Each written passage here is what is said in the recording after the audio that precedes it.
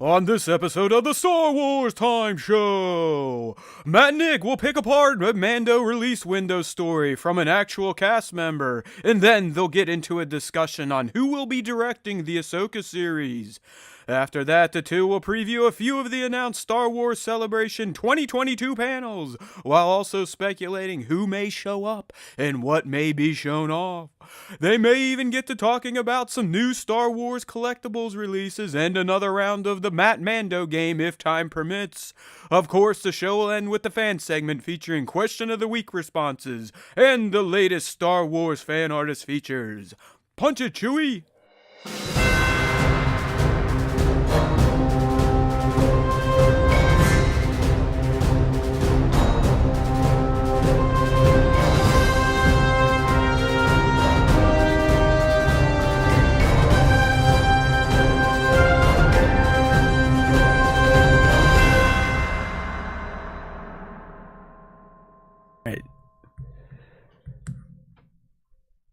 Hey now, everybody! Oh my goodness, the live stream is a freaking disaster already. What am I doing? Hold on. I got mics on, maybe. I've got browsers that are too wide. I've got Sonic the Hedgehog up on the screen. What are we even talking about? But guess what? The Star Wars Time Show is back. Both Matt and Nick. And you better be appreciative of that, because guess what? We're losing him again already. This guy, he's got this, running in his own business now, jet setting not only around the country, but around the world these days. And he is taking another holiday for the Easter break to go see the Caminita clan in Louisiana, down in the bayou, eating some crawfish with Ed Ogeron, right? Did you invite Ed? That's right. Yeah. He I don't think he's working anymore. So Ed has a permanent invite to every homestead in Louisiana when there's a crawfish boil happening. So we'll see if Ed stops by. But go and spend a long weekend with the family. Essentially, we're going to be leaving pretty soon to go up there, and then we're coming back on Tuesday. Like I told Matt, I was like, I didn't know if we would be able to hit it, but Matt's going to give you guys a nice solo episode, or maybe there may be a special guest. We don't know. We'll see what Matt cooks up, but that's right. I'm going to be out eating the crawfish, being in Louisiana, living with my Bayou family. Now, you said this is going to be the first time in 2 years you've seen them all. So are we getting the true Bayou Caminitas, or the ones that don't have shoes and stuff like that? I mean, it's all the crazy families coming out. So the way that my family is split up is my dad's side of the family. My dad's side of the family is the big side, and my mom's side is the small side. And we always spend Easter with my dad's side. And I think I was talking to my mom yesterday, and she's like, yeah, I think we're going to have 30, 32 people there. Oh, boy. All right. So big side of that family. Are your parents both native Louisianians? Yes. My entire family is. It's still amazing that you don't talk like you have your fist in your mouth. It really is. I really don't. And if you talk to my parents, and my parents don't have as much of an accent as other down South Louisiana people too, and I just have even less than they do. So I got lucky. I definitely skirted out and was able to make it out without any. When you go home, do you end up sounding like Bobby Boucher after a day or two? It does. From an accent does kick in. It kicks in a little bit, but but not to that point. You gotta drink the water. Yeah, stuff. Hey, your camera's the same, but I think you're off-centered a bit. I can never figure out which way to tell you, so just start moving. Yeah, that's the right way. Okay. That's better. Go. There you go. All right, we made it. All right, so Nick's going back to Louisiana. I've only been there once, Baton Rouge, around the LSU campus, but mostly to check out. This is when I worked in the real world, the corporate world, and manufacturing. Went there to check out, as Nick probably has a few family members that work in the industry, but at the Exxon plants there, where they make plastic pellets for milk jugs and whatnot from petroleum products. So they're getting a little educational on the Star Wars Time Show today.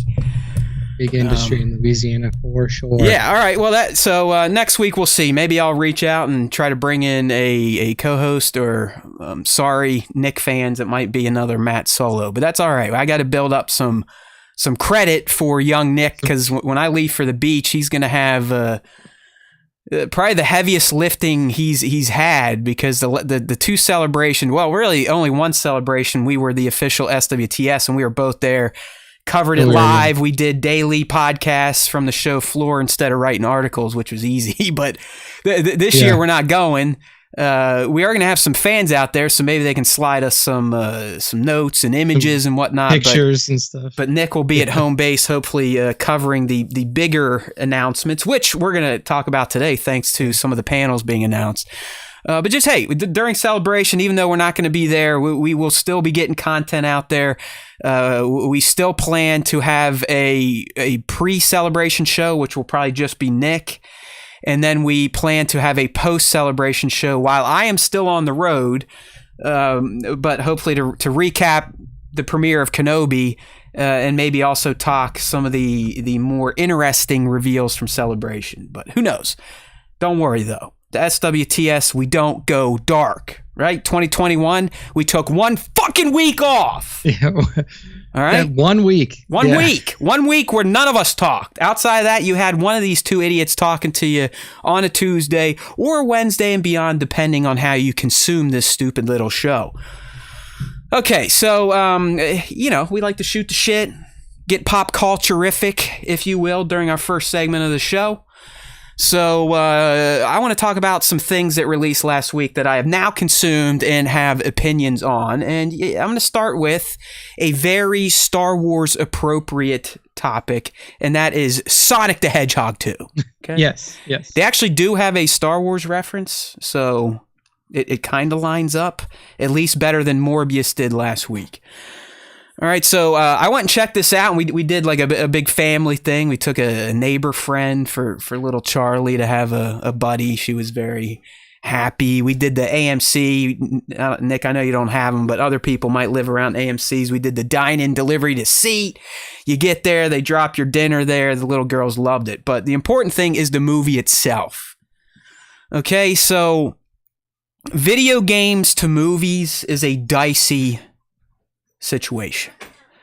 In fact, it's mostly failed on all fronts. There are very few. Nick was talking about Uncharted last week. That's one that has had a successful crossover.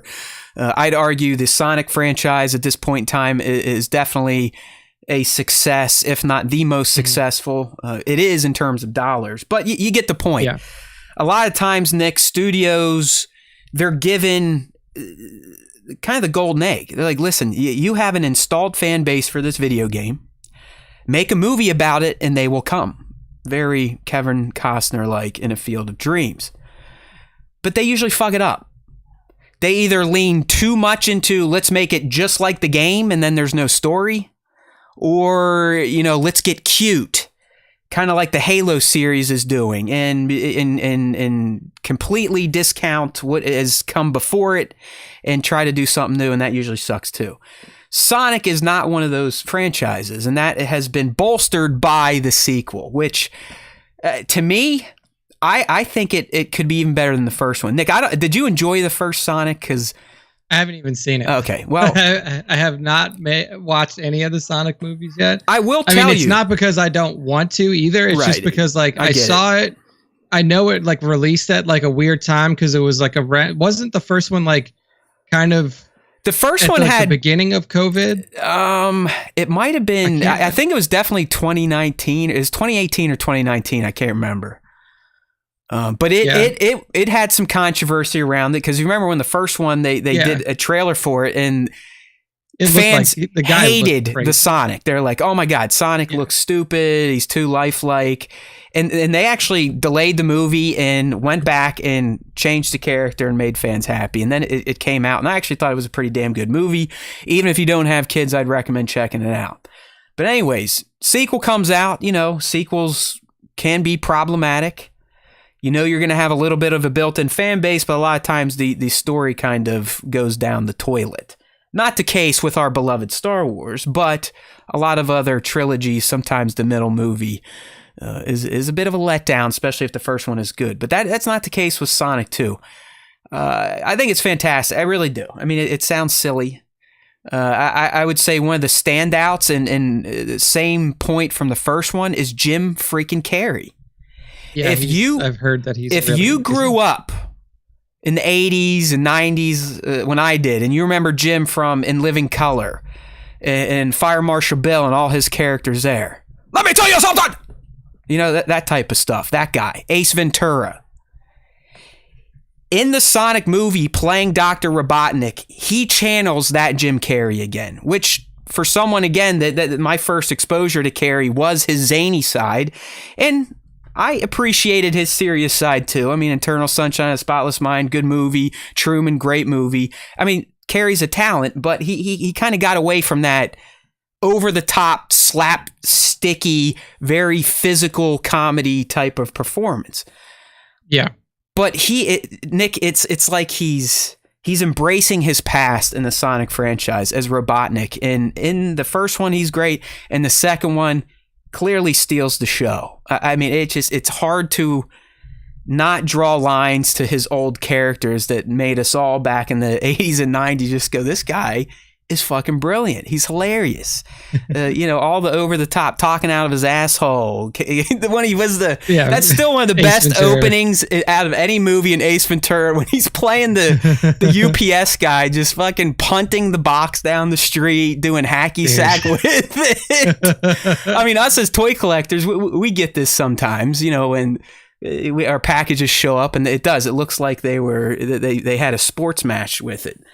So, Carrey once again in Sonic 2 just fucking kills it. I mean, he plays a crazy doctor better than anyone. But, the new characters that they fold in from the video game world, like Tails and Knuckles, it all kind of plays out flawlessly. The story's fun, and there's a lot of humor. And in the end, there's even a little bit of learning for the little ones. What it means to be a part of a family, and what it means to really be a hero. And it's a good message that it tells by the end. So that's kind of my quick and dirty Sonic the Hedgehog 2 review. Multiple lightsabers up, 2 lightsabers up from the Star Wars Time Show crew. At least this guy right here, well worth checking out. And based on the stinger, it looks like we will be getting a full trilogy after all. I would ask Nick if he would watch a third movie, but we've already had our first dropout of the show. So let me go ahead and bring him back in here. We knew this was going to happen. Yeah. Because apparently he's on like beta version 0.0000001 of a new Skype client for whatever fucking beta version his Windows is at. But he's back. So I'm here. I'm back. Yes. All I was saying, Nick, is that they have a stinger that more or less sets up a third film. So it looks like Sonic, especially this weekend, like I said, I think it is now the highest grossing video game, the movie franchise of all time. It did crazy numbers. I think it did over 100 mil. And the stinger, won't spoil it, but definitely sets up a third film, and I'm looking forward to it as long as they bring back the main cast. I mean, even Marsden and Ben Schwartz as Sonic, and Idris was great as Knuckles. I don't know. It's just fucking fun. So yeah. So with the rumors swirling of Jim Carrey retiring, I know that they've already said that they wouldn't recast him. That would be a bummer. It would be a bummer. It'd be a bummer. Okay. Yeah. I'm trying to. I mean, I don't want to give anything away. I kind of forget the ultimate fate and what happens with Robotnik at this point in time. But hey, it's a Sonic movie. It ain't real, so I'm sure there's ways to bring him back if things did go a certain way at the end of the movie. But like I said, I can't remember the ultimate fate. But yeah, if Carrey doesn't come back, I think it would suck a lot of the wind out of the franchise. That's how much he brings to it. I don't want to say he carries it, but he definitely enhances it and elevates it for sure, no doubt. Yeah. Well, I definitely want to see it. So I mean, I have to watch the first one before I see the second one, obviously. Maybe I could probably squeeze in a first movie viewing here, maybe next week or so. But yeah, I mean, I played Sonic when I was growing up. I enjoyed it. Like, I've always been a fan. But yeah, I mean, the first movie came out January 2020. I don't know what was going on then because we really hadn't hit COVID lockdowns yet until March. So I don't know. So it was 20. Okay, I'm an idiot. I thought it was later than that. Yeah, January 2020 is when it came out. So yeah, I mean, I just got to catch it because I know that, like, I've only ever heard good things. I love the redesign too because I was one of the people who was like, okay, well, this looks fucking terrible because this looks like the most derpy, terrible Sonic ever. But when I saw the redesign, I was like, okay, well, now my interest is renewed. So now I actually just have to follow through on that fucking. Yeah, trust me, you won't feel like you've wasted an hour 45 or however long they are. So check them out. Yeah. They're both worth seeing. The other thing that I dabbled in finally and have some thoughts on is Lego Star Wars: The Skywalker Saga. I didn't finally I actually picked it up right after the show last week, but I play video games like a geriatric these days. I barely play them. If I do, I might get an hour in and then I either have to go do something or... I mean, really, Nick, I don't know if you experience this these days. I know you don't have the kid drawing you, so that's different. But do you find in your older age these days, you're in your 30s, do you find it's hard for you to play video games for more than an hour, 2 hours max these days, or can you still pull some legit sessions? No, I don't typically play for that long anymore.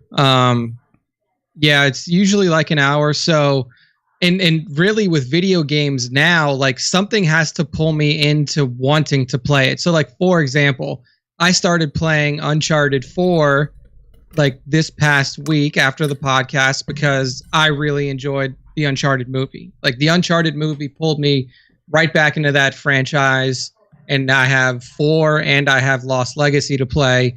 And since then, like, I've been playing 4 basically like for like an hour or two every day, just like doing one of the chapters, putting it down. But yeah, I typically don't have long sessions where I'll play like 5-6 hours in a row and not stop. I know it's getting older, family. I credit a lot of mine to what I did for 10 years straight working in video games. That kind of killed a lot of just the passion of playing. Sadly, as sad as that sounds, but that industry is rough. It's a grind. Don't think anyone in video games journalism is making a lot of money or really killing it in the bank accounts. But yeah, I can't do it. But I have found with Lego Star Wars: The Skywalker Saga, doing more than an hour, getting up to 2 hours is much more feasible because it's a very, I don't know. I mean, dude, it's a brain dead type of game, which, check. That's perfect for me these days. But dude, it's such a nostalgia fest. So when you first boot it up, and I love this, I actually went to the Discord. And by the way, if you want to join the Discord, we've got an open link in our Instagram profile at Star Wars Time Show. Check it out. But when you boot it up, and I love this, and I think it was the right move. There's only 2 episodes unlocked. What 2 episodes do you think are unlocked when you first turn on the game? What say you? 8 and 9. You troll. You fucking troll. 8 and 9. No, it's 4 and 5. No, episode 1 and episode 4. And I actually think that was a good choice because you're always going to have the crowd, my generation that may want to know. I'm always going to start 4, 5, 6 and then ass backwards into 1, 2, 3. Because that's how they were delivered to us. But you're also going to have the generation where, all right, we're going to start chronologically now. So I like that they give you the choice depending on what type of fan are you. Do you want to get right into Phantom Menace and start from the beginning? Or do you want to kind of relive your first fond memories of Star Wars and A New Hope? So I appreciate that.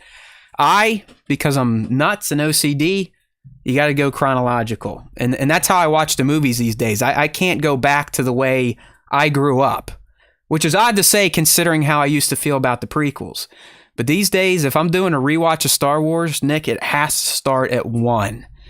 Are you goofy like that, or do you still start with the old ones? No, I mean, like, I don't even really do full rewatches anymore. I'll just watch whatever movie I feel like watching. Right. Like, I just, most of the time, if I'm putting on something, it's probably going to be one of the original movies. But I haven't done a full, like, 9 movie rewatch since the 9th movie came out, since Tross came out. Yeah. I mean, I'll just, like, I'll have stuff on in the background. I'll stop and watch it if it's on TV.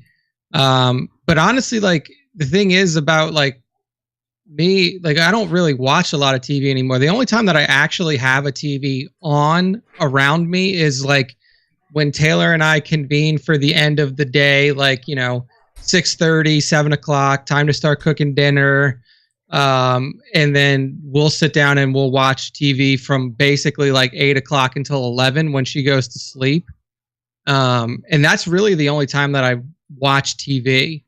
Cause even like during the day, like I don't typically have a full day's work to do, but like I'll be on my computer, I'll play a video game for a little while, or I'll, read an article, then I'll go out, take the dog for a walk and do other stuff. But yeah, I typically... people are sitting there thinking now, like, how can I get Nick's job? He gets to watch TV for 3 hours at night, and then it sounds like during the day, he's either doing what he wants or playing video games. So the way that you get the job that I have is you work, you move to Austin, you work super hard for the first 4 or 5 years you're here, quit a few jobs, and then get some of the people that you used to work with from the old jobs. I mean, have a good relationship with the people who actually benefit from your work.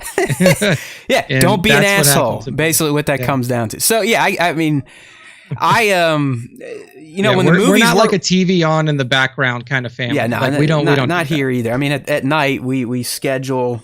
Around 7:38, family, gathers. Kid goes on the iPad. Mom and Dad, we watch an episode of a series we've been going through, which is Discovery season 4 right now. And then the women go to bed, and I typically lay on the couch and don't accomplish much besides looking at my phone and the TV, and then my TV, and then my phone. And then I look at my phone, and then I look at the TV. And eventually I make a menu choice on either device, and then I just start looking at like a splash screen, like, hey, it's Seinfeld. And then I'll look at my phone, and you know how it goes. Yeah. So, my Star Wars is these days, like Chaos is saying in the live stream here. If you want to join the live stream, every Tuesday, 2:30 p. East, youtube.com/Star Wars Time Show. I really have become someone where chronology matters. Like, I have to watch stuff in the order the story is meant to play out. From Anakin, slave boy, to redemption and talking to Rey on Exegol. You know what I mean? That's just how it goes. Yeah. But anyways, so back to Lego Star Wars, the Skywalker Saga. Fired up Phantom Menace, and really it is, dude. It's like a tour through the movies, the highlights. And my favorite part is, it's not the gameplay. The gameplay is as dumb as it gets. I mean, it's even, I think it's even dumber than Lego Star Wars used to be, meaning that there aren't puzzles that impede story progress anymore. I mean, there's a lot of puzzles to get special bricks and ships and characters. But if you just want to play the fucking story, it really is just walking through the moments. In Phantom Menace, you start right there in Naboo space, landing on the Trade Federation ship, going through all that. Then you're on Naboo, running into Jar Jar, and then go down to the Gungan stronghold. And then you're back in Theed, and you rescue the princess. I mean, they hit all of the major beats of the movies. But I think my favorite part, Nick, are the cutscenes, because not only do they reflect what's happening in the movies, but they always add in that Lego cheekiness that we have come to love. Yeah, like you'll be in the background, and it's a Newt Gunray scene, and he's on his mechanized chair, and the chair goes crazy, and he's like flying around in the back while the other Nemoidians are talking. It's just stupid hijinks like that I think just adds to. It just adds a little flavor to the Star Wars tales. All that's great. Like it's mindless gameplay, which I love. Just walk. I mean, literally, it has a marker. If you want to, just go right there and you'll progress. But it's also, I would argue, a bit of an open world Lego Star Wars game in that, yeah, you're taken to like a new part of a world, but you can explore without advancing the story. You could go try to get these Kyber bricks, which you can use to increase skills like your running speed, your building speed, Jedi skills, Mandalorian skills, you name it, bounty hunter skills. So there's a ton of that for people that, like completionists that want to go find every damn thing you can on a level. So there's a ton of variety. And there are puzzles, and I think the puzzles are pretty damn good, but they're not, like I said, I remember Lego Star Wars games, the puzzles were a part of the main campaign. Yeah, the arc. Progression. Like you had to get past them to move. Exactly. and I guess they have some light ones. You got to hit like a switch or something, but it's not like they used to be. But those that do like puzzles, there are plenty for you, especially in free play. That's one of the things I would, a little bit of a knock. Free play's back, which is nothing new to Lego Star Wars. But I would like when you're going through the level the first time, instead of completing steps A, B, C, and then you figure out by step D you need a specific character class, that they would have said at step A, like, hey, asshole, there's no point in you doing this because you only have Jedi and a droid and you need a Mandalorian. So just wait for free play. I've found a lot of those instances, Nick, where I'm like, you know what? Fuck it. I don't feel like going and advancing the story quite yet. I want to get this Kyber brick. And I'll be like, sweet, I can do it. And that's like, oh shit, there's a gold crate. Only a Mando can open it. Okay, well, there was no Mandalorians in Attack of the Clones, so I guess I'm coming back in free play if I really want this brick. Yeah. Another knock. To start, your running speed is slow enough that you may want to stick objects into your eyes after a little bit. Because, dude, these levels, like I said, I don't want to call them hub worlds, but they're sort of hubs, and they're big.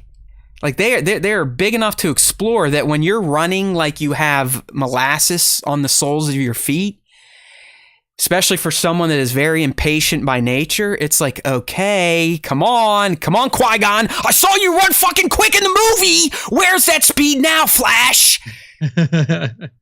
Luckily, if you get enough Kyber bricks, you can increase running speed by 10% and then 30%, but that still requires running to get more bricks and solve puzzles, so I wasn't a fan of the slow running speed to start.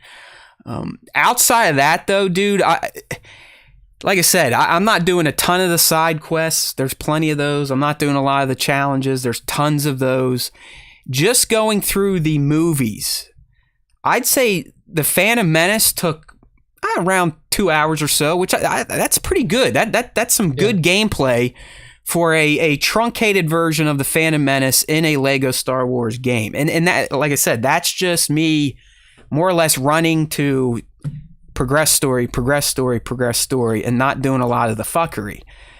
People like my man Chaos, he could probably squeeze 15 hours out of The Phantom Menace with all of the shit you can do. I mean, Nick, you can get new ships, new characters, Kyber pieces, other pieces. I mean, there's no shortage of random shit to do if you're a completionist. So it's great. I mean, it's exactly what I expected it to be. I wish the music would not veer from John Williams' score as often as it does. Like, sometimes in a game, if you get into an encounter, the tempo of the music will increase, Nick. Yep, to kind of increase the tension. Yeah. Well, they do that, and it's like, dude, you have the best musical score of all time as the backtrack. Why are we doing this? Like, why are we bringing in like, blah, blah, blah, blah, blah? It's like, no, just let John's music play. Whatever themes he was using in Attack of the Clones, that's where I'm currently at. That's why I keep bringing up clones. Just let it go. Like, we don't need Homeboy's interpretation of a sped up John Williams theme because we have to go chase some fucking pit droids around Mos Espa and smack them on the head 5 times. Right? Just keep those beautiful scores that guy wrote for Attack of the Clones in place. And last but not least, I think flying and kind of getting from system to system and what you can do before you land on a planet may be one of my favorite things. I've really enjoyed the kind of on rails flying missions. Nick, in Attack of the Clones, there's a mission based on, guess what? The Zam Wessel chase. And That's it's kind of fun to fly through Coruscant and your little Lego deal and I'm shoot glad that they could make that scene enjoyable in the game, because man, that scene in the movies was a mess. Oh, and they change up the cutscenes too. Like when you walk in, Anakin's in there. Like I think you remember, it's almost like he's wrestling those worms and showing off for Padme. And Obi-Wan tries to jump out the window and he gets stuck, so Anakin jumps out with him and they both go flying out. It just, like I said, the little comedic changes they add to the canon moments, that's it. That's the Lego polish that I wanted. It just gives, like I said, a little bit of cheekiness to the movie moments that we all, at this point in time, could probably act out ourselves. We've seen them so many times. So yeah, it's a hit, man. It's fun. I just got the kid interested in it last night. She's a complete noob. I mean, holding the controller is like holding a nuclear reactor for her right now. She doesn't quite know what to do. But when she was doing it and kind of seeing what we could do and the moments that would happen when we accomplish a goal, she's like, man, this is really cool. I'm glad you let me play. I'm like, dude, I've been asking you since I got it last Tuesday, and you want to go out and play with your friends because you're 6 now and you got all these friends and best friends and making bracelets for each other. Old dad's down here playing Lego Star Wars and no one wants to play with them. I'm starting to already see my future life, Nick. It's going back to lonely man in the basement type of living. Yeah, you'll have a stretch of that coming soon. It's sad, Charlie, man. I mean, she just turned 6 last Monday, and it's like, fuck. And I knew it. I mean, I listened to all my elders, like, dude, it's gonna go quick. It's, you sit there like, oh yeah, I know. And you do know, but when you reflect on it, you still go like, fuck. My goddamn baby's 6, almost done with kindergarten, going into 1st grade in a few months. Like, how soon before I'm sitting down here with crocodile tears talking about her leaving the fucking house? It's no good. I don't like it.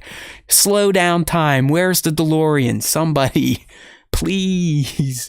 Flash, Superman, reverse the planet. Life's gonna start moving faster again now that stuff from COVID is starting to open, and it's not just like this like super nuclear in the house type of family life. This weekend alone, I got a true taste of it. Friday, I pick her up from school. I make sure she does her homework. She had a few chores to do. And she's like, see ya, I'm going out to play. Didn't come back till like 7 o'clock, eating at the neighbor's house. Hey, can I have tacos? It's pizza night. You know that. You're not going to get any of it. I know. I want to stay over at Max. Okay. She gets back 7. Hey, where's the pizza? Hey, listen, I told you. If you want to eat with your friend, you're eating with your friend. You're not getting the pizza. And then Saturday, all day playing. Another birthday party. She's there till like 7. Mom and I get to watch No Time to Die finally, the last James Bond movie. We've been trying to watch that for months, but it's hard when you got a little kid in the house. And then Sunday again, out all day playing until the night. So, it's there. I'm already, what do I do? On Sunday, I was actually doing shit that I needed to do. Finally, I was getting shit done, cleaning flat surfaces with too much shit piled on top of it.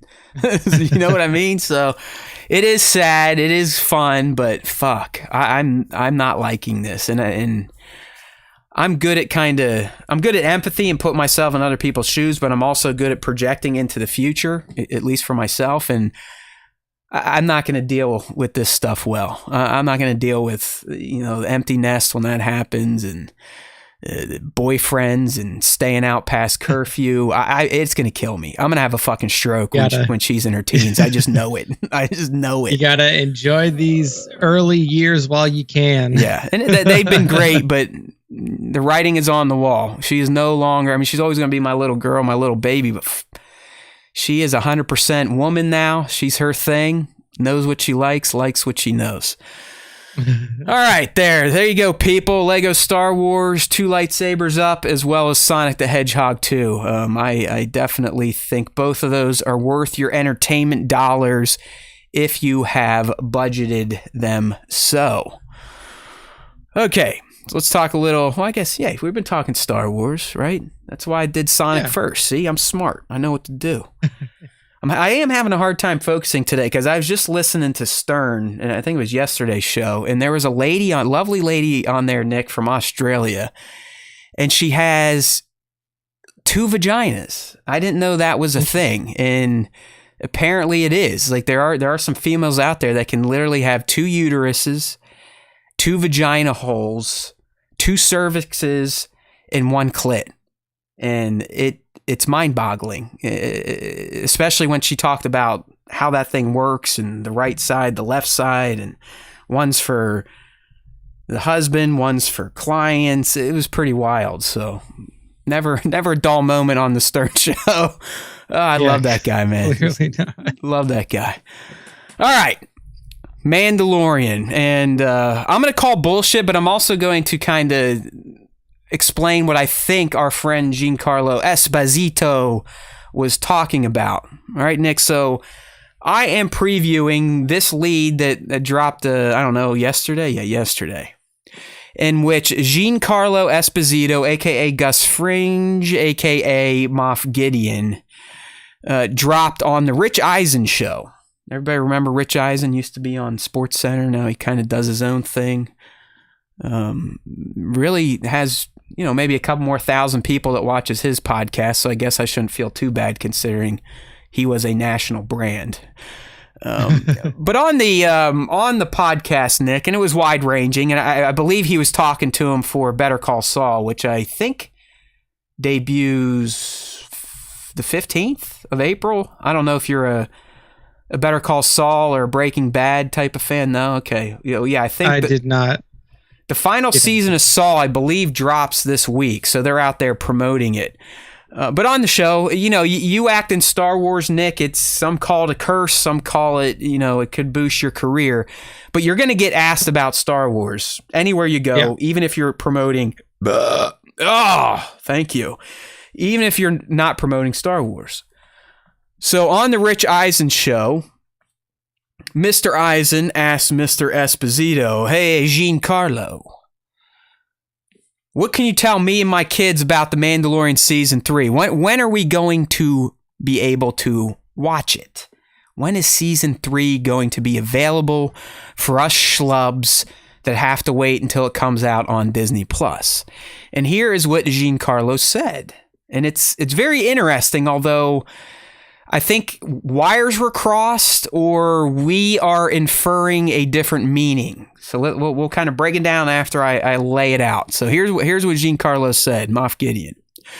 "You'll get it soon. I've got a little few things to do in regard to that, to put some finishing touches on what I do. I believe it'll be sometime this summer. No date set yet, but coming soon." Okay, Nick, so a few things we can unpack from that statement. Yeah. It sounds like he either hasn't filmed yet or he's doing some sort of a reshoot, correct? That's what I was going to say. He's probably got either reshoots or pickups to do. I would imagine that he doesn't have every scene left to film. Like he's already done a bulk of the work, but there's either reshoots or pickups that need to be done. Well, we know. Soon. I mean, we know that we didn't cover it because Nick and I are getting to the point. Like, wait, is this really worth talking about? Hey, Mandalorian Season 3 production is wrapped. Look, Misty Rosa said so, and Carl Weathers said so. All right, go team. I mean, we mentioned that last week, right? So we know the production's wrapped. So the fact that he was talking to Rich over the weekend, like, hey, I got a few things to do. It does sound like, I don't know if it's some ADR or as Nick is thinking, maybe just a one-day pickup type of shot. More than likely reshoots. But then he goes on to say, in terms of when are we going to be able to see it, I believe it'll be sometime this summer. No date set yet, but coming soon. Okay, so I don't think that he's even close. So you're right. I mean, God love the man. He's one of the best interviewers out there, or interviewees, because he usually does typically tell more than he should. Sometimes in a smart way where he can kind of wiggle out of it because they haven't killed him yet, so he clearly hasn't crossed the red line, right? I mean, he's not dead. But yeah, there's no, for those of you that might be like, oh yeah, let me burst your bubble. No shot in hell Mandalorian Season 3 is releasing this summer. They just finished Principal. So unless they did a lot of the season when they filmed the Book of Boba Fett Mando stuff, I just don't see how it's even feasible that you get a month or two to do post for it to launch in the summer. Disney in its fucking shareholder meetings like months ago has said Andor is slated for our Q4, which we know is something like July to September. So Andor more than likely is getting the summer slot. And as we've said on this silly little show, you can pretty much take it to the bank that the Mando Season 3 is going to eat up its usual time slot, which is end of year.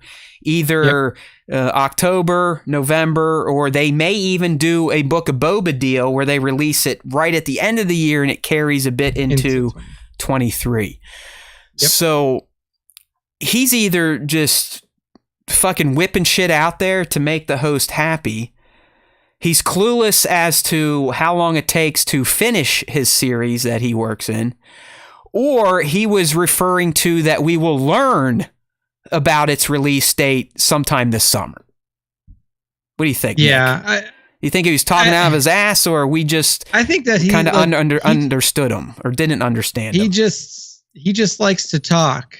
like Giancarlo make the people like the happy, right? He's like, hey, Rich, you and your fucking kids, you want the Mandalorian release date? Guess what? Summer. Yeah. How's that? Summer. Leave me alone, dickhead. Now ask me about Better Call Saul. Knowing that he literally still has something to either ADR or shoot, means that this is definitely not coming out in summer. I just think he doesn't know. So he's just like, yeah, sure, summer, sometime, I don't know.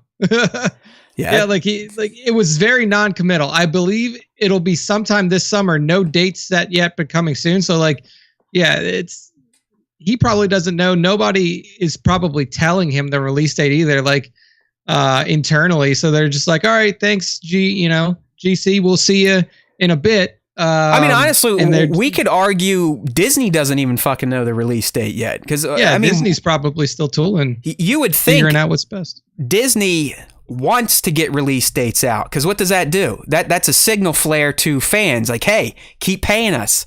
Stay on that fucking hook. Keep giving us your $9 a month, or this is when you can start paying us again. They want those dates out there. Like, Disney's not trying to hide release dates. They just, sometimes I think they have to kind of hedge their bet and, hey, we don't want to get too ahead of the production and the team doing all this stuff.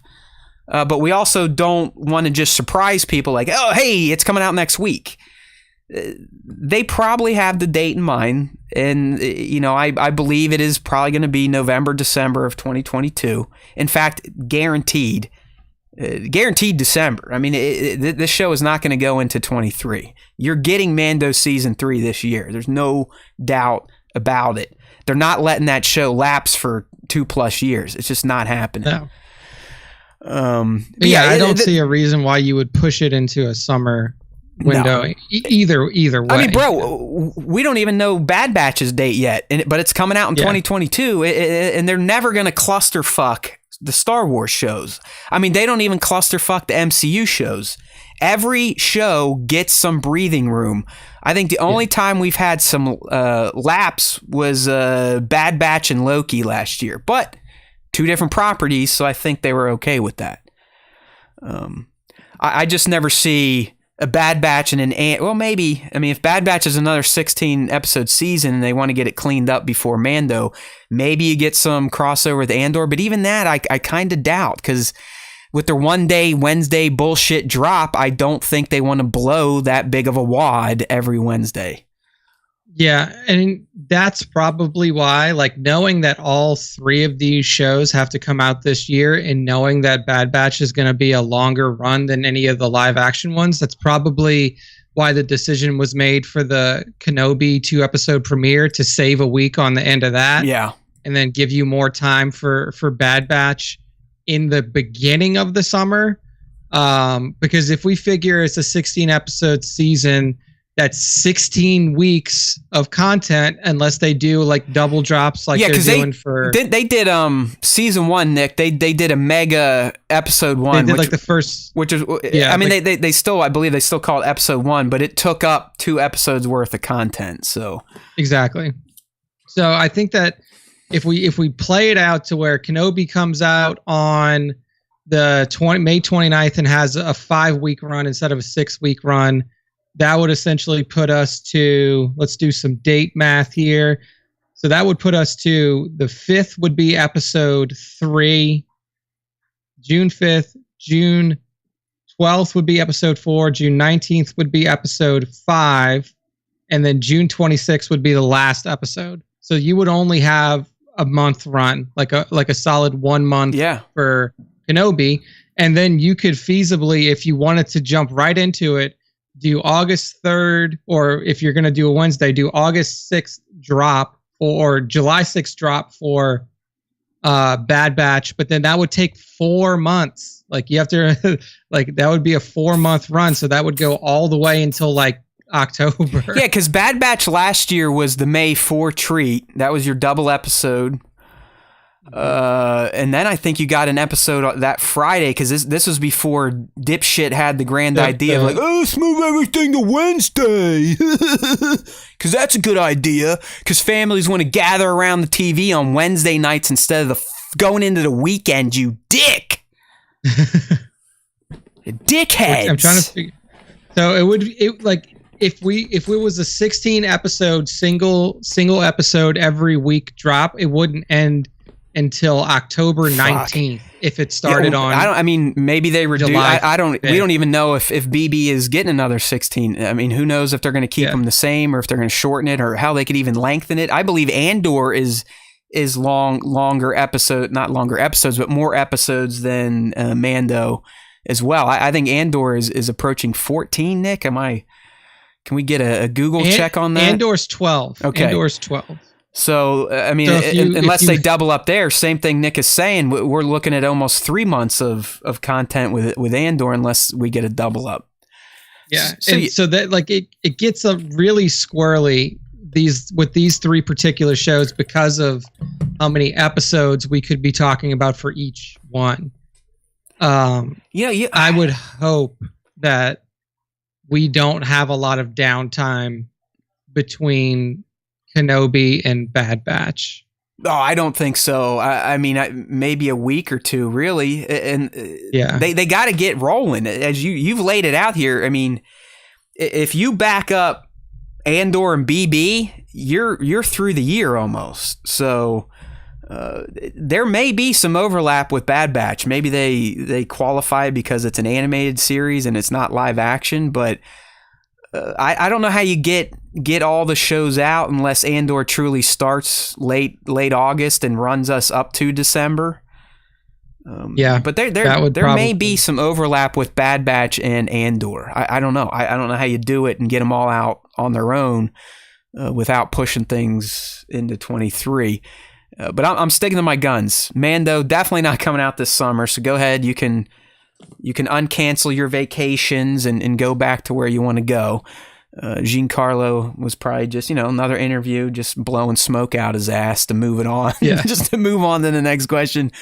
But I would think, and this leads us into some of our upcoming topics, but I hope we get some of this information here towards the end of May at Celebration. A little more clarity on, I mean, fuck, we haven't seen a damn thing from Andor outside of the sizzle reel and the logo from like 2 or 3 years ago. Nothing official. Yeah. It's all been leaked shit since. So they've got to be doing something or revealing more at Celebration, which we will talk about coming up. But before we get there, Nick, there was some Ahsoka series news that popped up this week. We hemmed and hawed on this one, but I do like what this gentleman has done before. And we're talking about the news that one of the directors, and Nick, you're kind of the expert on this one, but is it sound like he's only been tapped to do an episode of Ahsoka, or is he kind of like going to be the Deborah Cho and he gets the whole thing? It seems like he's only on for one episode, at least from what the reports are saying thus far. And even on his IMDb, like these reports are so like early that they don't even, it's not even listed on his IMDb page. So this is from THR, tapped as a director of Ahsoka, which leads me to believe that this is probably going to be a one episode spot. For those of you who don't know, Peter Ramsey is one of the co-directors of Into the Spider-Verse. One of the greatest movies of all time.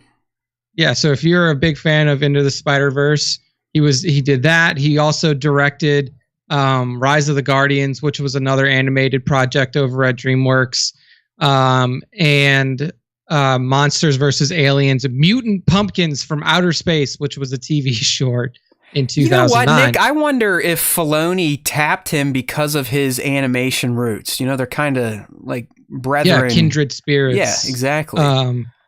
I mean, it does make sense. Not that Ahsoka is going to be animated, but it's like Nick's reading all this guy's credits, and he's in animation just like Filoni was before The Mandalorian. So, and I mean, even more so, he started off in the art department. Like he has art department credits as far back as 1989. So he's been in the game for a long time, and that's also like kind of where, just like him. Yeah, that's right where Filoni started. So, it is kind of a kindred spirit type of thing where he sees this guy who's been killing it in animation, especially with Spider-Verse, and he says, "Hey, you know, I'll give you a chance to take some live action steps and make something happen here."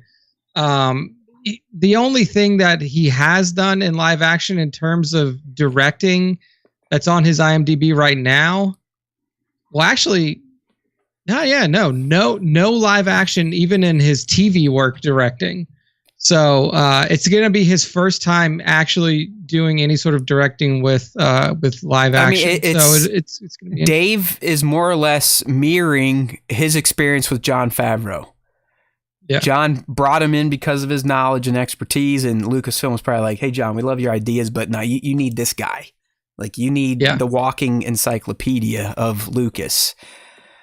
But John gave Dave his first crack at getting behind a real camera. You know, it's funny if you go back and watch that first, whatever the fuck they're called, Behind the Magic, or what's the name of that series? The behind the scenes shit. Disney Gallery. Yeah, the Disney Gallery. If you go back and watch the very first one at the end of season 1 Mando, and if you haven't watched it, you have to, because there's some fucking gospel in there from Dave Filoni. In particular, his thoughts on Qui-Gon Jinn and how impactful his death was on the journey of the Chosen One. It's deep shit. It's fantastic. And it just shows you this man's beautiful Star Wars mind. But throughout it, Favreau just fucking makes fun of him nonstop because he was only an animator before getting the Mandalorian. And hey, if you tuned into anything, the Oscars, there was a big stink. Like, why isn't animation held in the same regard as regular filmmaking? Like, why are we like the redheaded stepchild here? Why are our awards arguably off carpet? It's harder to do things in animation than it is to do in fucking live action. You're definitely managing more people. I mean, think about it. You got to manage the artist. Like, nah, you didn't get the right emotion in their face on cell 5,000. Oh, okay. Yeah. Now I got to spend a week fixing one fucking pixel. You motherfucker. You know, like that type of shit. Artists, animators, voice actors, you know, riggers. You got all this type of stuff. Environmental artists, because not only are you creating your characters, you're creating your environment, which usually you can't go on you can't go scout locations for animation. You have to make them. I mean, yes, sometimes you have to build practical sets. But a lot of times, especially in the case of Mando and some of these Star Wars shows, you build that fucking volume and hey, we can go anywhere we want. We just got to throw some set dressing in here. We're ready to go. So it is, that just kind of struck me as interesting that Peter really, this is going to be his kind of dipping his toe into the live action pond, just like Filoni did a few years back now. So I'm wondering if that was some of the impetus in and bringing him on like another brother from my animation mother. Let's get your let's get your feet wet here in the live action and see what you can bring, because obviously we've all appreciated what Dave has brought to his few times behind the camera. Many of us have lauded his episodes as some of the best in both The Mandalorian and the Book of Boba Fett. So clearly it works. He knows what he's doing, even though he started as an animator. So I like this. I mean, like I said, Into the Spider-Verse, one of the best movies out there. I remember the first time I saw it, just how different it looked. I love the music, the characters, like I said, the visual style is just bananas. And where's the fucking sequel? I mean, goddamn COVID, come on. I mean, that thing should be out here by now. I think Spider-Verse was easily 18 or 19 at this point in time. So I think Across the Spider-Verse should be, I would think, ready soon. 2022, 2023. Maybe we'll ask Peter. I'm not sure. Because he's not listed as a director, or it says Across the Spider-Verse, he's a producer. Part 1 is 2022, it says, and then part 2 is 2023. All right. So, well, I'm looking forward to that. Hopefully we'll, get some trailers start popping up over the summer. I'm guessing it's going to be one of those Christmas time type of drops like the first was. But yeah, people, if you haven't seen Into the Spider-Verse yet, go for it. I'd say even if you're not a Spider-Man fan, it's a very unique way to tell an animated story. Just the soundtrack matches perfectly to the visuals and the moments, and characters are great. The multiverse stuff is fun. You got, characters from all over. Nick fucking Cage is in it. I mean, come on. Yep.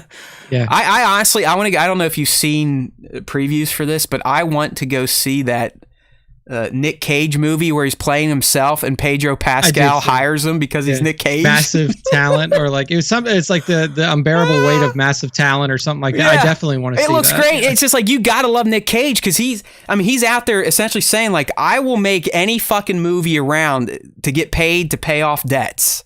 And that's what he's doing. Like, Nick Cage is in movies left and right because he's got to pay off fucking debts in his collection, his hobby. Like, this guy spends money still, like he's in the Oscar-worthy movies.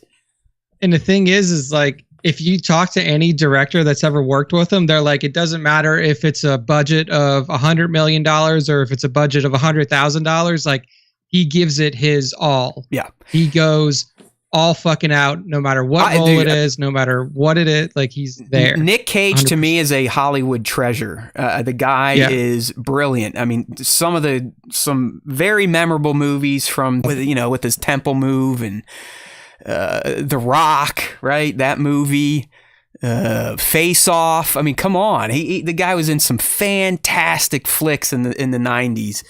And I even like the first Ghost Rider, like the first Ghost Rider movie. The second one was pretty bad, but the first Ghost Rider movie, I was actually pretty impressed how that came out. I was like, wow, that's he's fun. A different direction that Marvel movies had taken, and I thought he did a great job playing. Yeah, he's like the Batman character in the Kick-Ass movies. I mean, it's Nick Cage. Yep. And the fact that he signed on to do a movie that's essentially making fun of him doing movies now just to make money is fantastic. Con Air is another one. Thank you, Bat. Yeah. So yeah, I don't know why we're talking about Nick Cage, but he is definitely a Hollywood treasure and deserves every accolade that has been thrown his way. I mean, even like his toupee and stuff is fantastic. I mean, I love it. Okay, so we're slowly getting some Ahsoka news. It should start filming here. I think a little bit. It says filming for it starts next month in Los Angeles. Yeah, I was going to say, I know it's right around Celebration time, and I believe that the Acolyte is too. And I think I said this last week, but if you're one of these people like, oh, the Acolyte, the girl's doing it, blah, you're one of those fucking morons. Watch Russian Dolls on Netflix. Second season's about to drop in a few days. But Leslie Headland not only directs it, but wrote it, and I think you really get to see her style. And I like the way she shoots. I also like the way she writes, and I'm anticipating that carrying over into The Acolyte. because I just rewatched season 1 with the wife because, we sometimes need a quick show, like a little 20, 30 minute, and that's a fantastic one. But the writing in that show, like, again, it's like, just watch it. That lady's mind is dirtier than a man's. I promise you. I mean, some of the dialogue that comes out of what's her name, Natasha Lyonne's mouth, the lead actress. It's unbelievable. It's beautiful. I mean, it is beautiful. I love horrible. I love swearing, over the top swearing. I mean, that's why I love Peacemaker so much. That's why I loved Hitman Bodyguard's wife. I mean, some of the dialogue that comes out of Selma Hayek's mouth, you're just like, woo-hoo. Well, and then like for Selma Hayek too, like that's not her typical type of like. Yeah, you expect it out of Sammy J, who plays her husband, but like she puts him to shame with some of the stuff she says and does. It's just so good. What can I say? Toilet humor for life, bad words, tits and A. I'm a very simple man. Okay, so all right. Getting Next on this, up, we have go ahead. some celebration news for those of you out there who will be attending and don't know exactly what you're going to be able to get into. We do have a couple of back-to-back pieces here with some cool shit that you may be able to attend if you are going to Anaheim and you get lucky and give the right person a reach around and win a lottery or wait in line. I don't think. I guess anyone that's going, have they sent out any literature yet on how panels are going to be doled out? Are they going to go to the lottery system they use for Chicago or the first come, first served disaster of Orlando? The past 2 celebrations. I've been to both. The Orlando one, it was jaw-dropping how ridiculous the panels were managed. The con itself was a fucking nightmare, especially the first day. I'll never forget it, showing up 2 hours early in lines wrapped around the convention center in Orlando. And if you've ever been to that one, it's fucking huge. Wrapped around. People, waiting hours just to get in. By the time you got in, all the queues for the big panels were filled up and people were already camping out and sleeping. For the TLJ panel, before they even knew it was a TLJ panel, people camped for like 18 fucking hours. Ryan Johnson had to walk through the line at 3 a.m. just to be like, hey, we're doing this and you guys are getting in. Hopefully it's not that. I know people like 1-6 Shooter hated the fucking lottery because he lost everyone. People like me loved the lottery because somehow I won everyone. You got into basically it was the best everyone. thing ever. Like I consider myself very unlucky and I live a pessimistic life, but for some reason the force was shining on me that celebration because I got the Tross panel before we knew it was Tross. We got the Mando panel. There was one other big one. The Fallen Order. Yeah, Fallen Order. So I mean, at that celebration, those were the tent poles. It's like, all right, we win. I think there was like one other one towards the end, but you had already bounced. It was like it was the 20th the TPM. Yeah, 20 anniversary. years later TPM. I would have liked to have seen that. That's right. So I don't know. I think the lottery, even though it's not perfect, is way better than the fucking camping nonsense. Outside of people getting left out, the lottery for the most part was pretty easy. You got your pass, you showed up at the time, you didn't have to stand around too long. They scanned you in and you were off to the races. So we'll see how it goes. But last week we did finally get some panel information, and they're sounding juicy. There's no doubt about it. So the first panel that is going to take place that I would say is going to be one of the heavy hitters is they're calling it like the filmmakers or the live action Star Wars panel. And this one is going to take place on May 26th, which is opening night of the celebration. Thursday, it's usually not a full day of celebration. I don't quite know how they're handling it. Sometimes it's an abbreviated day. But it looks like this one is going down on the 26th. We don't have times yet. But this panel, this live action panel, is promised to at least feature Obi-Wan Kenobi, Andor, and The Mandalorian. Yep. All right. There are no details at this point in time on which filmmakers and special guests will be at the panel. But considering the properties, you should expect to see a Favreau or a Filoni, a Chow, maybe a Leslie Headland, a McGregor, a Christensen, a Luna, maybe even Rosario. Yeah, it's very ambiguous. It says, like, the quote from StarWars.com is, Thursday, May 26th, Lucasfilm's current crop of live action filmmakers will be joined by special guests. So, I mean, current crop would almost make you think that, like, they're grabbing as many people who are actively working on live action projects as possible. I would hope so. I mean, because then, like Nick is saying, we'd get the umbrella. Taika. Yes. Do you get Taika there? Do you get Patty Jenkins there? Do you get, Ryan Johnson? Who's watch out, Nick. They might turn off their YouTube feed. You said they might come for me. His name who shall not be spoken. I know, right? They're coming. I can feel the internet's gaze has turned towards me, like the eye of Sauron. I'm kind of feeling the same. I'm like, oh shit, Nick might catch a stray bullet like from his side window here. Someone listening down in Austin's like, no, motherfucker, Pia! Takes him out. It is very ominous at this point in time. They only list Kenobi, Andor, and Mando, but it is called the live action filmmakers panel. So Nick is not wrong. They've also have not announced any movie specific panels. So he is right. Taika, Patty, they're the only two that at this point in time have been identified. You got to remember, anything else that's been announced has either been scrapped or they don't talk about it anymore. That being the Johnson trilogy. That's just like, hey, do not talk about. It's neither gone nor here. It's one of those things. Like it's a Schrodinger's film. There you go. Now. And then until you open the box. And then you have Rogue Squadron with Patty and Taika with his movie. The Game of Thrones bros, they've been removed for years at this point. I mean, think about that. That's how long shit has been. I mean, you remember when D.B. Weiss and what Benoff were paid to make a Star Wars trilogy, and then they weren't. I mean, it's crazy. Then they dropped out as soon as, that was kind of the great culling of TLJ, like when that happened, at that time you lost, we had already at that time picked up Ron Howard for Solo. So Miller and Lord were gone. Then Trevorrow was gone. Then Benioff and Weiss were gone. Then after Solo came out, the future of Ryan Johnson went into complete disarray. Like at that time period, fans of Star Wars lost a lot of projects that were in the works, so the Obi-Wan Kenobi movie got scrapped. The movie got fucking. You are right. It was the calling of Star Wars projects and filmmakers. Is like she just lined them up and started swinging the Grim Reaper scythe. Boom.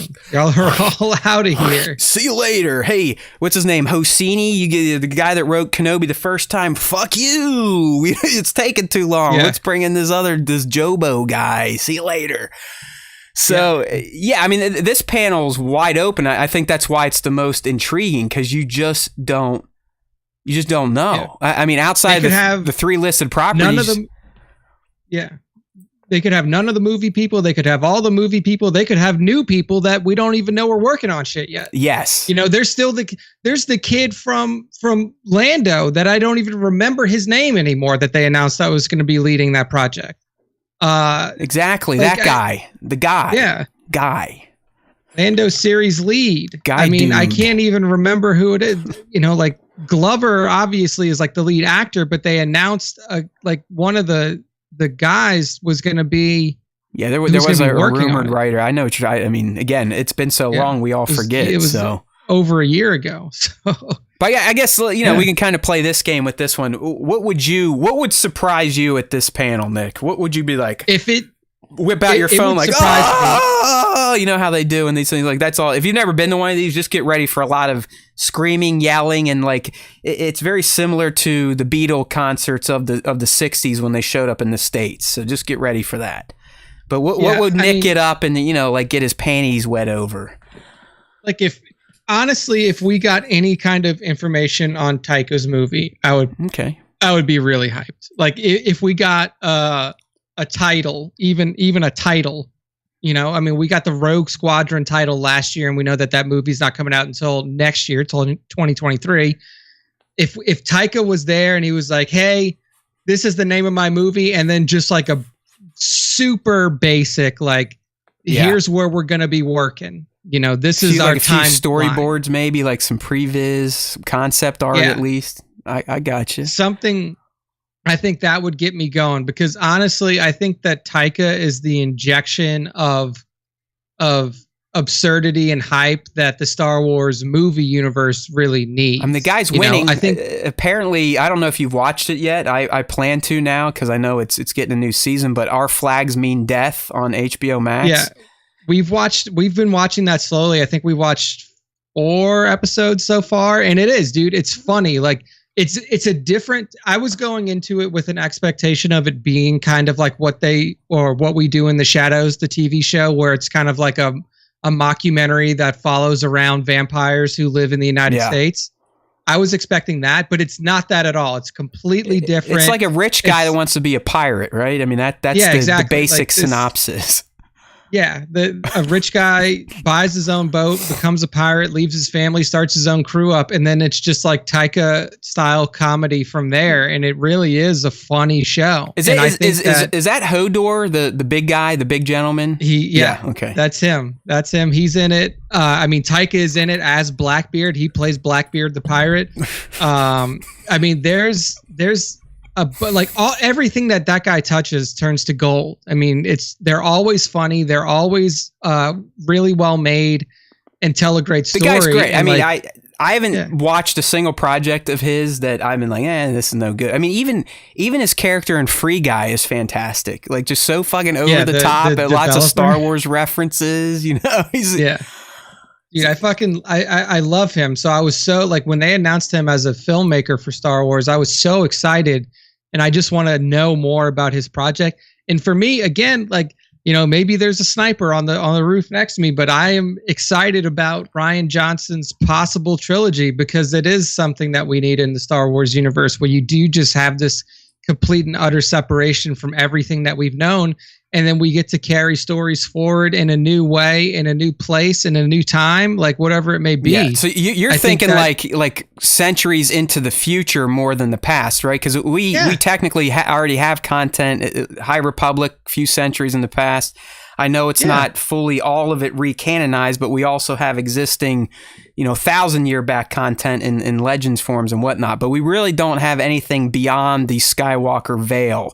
Like, so many hundreds of years into the future that the Skywalkers really have become legends, and they're in like the Bibles and stuff that people are reading at this point in time. And the thing is I think if you take if you take TLJ and you have that exact film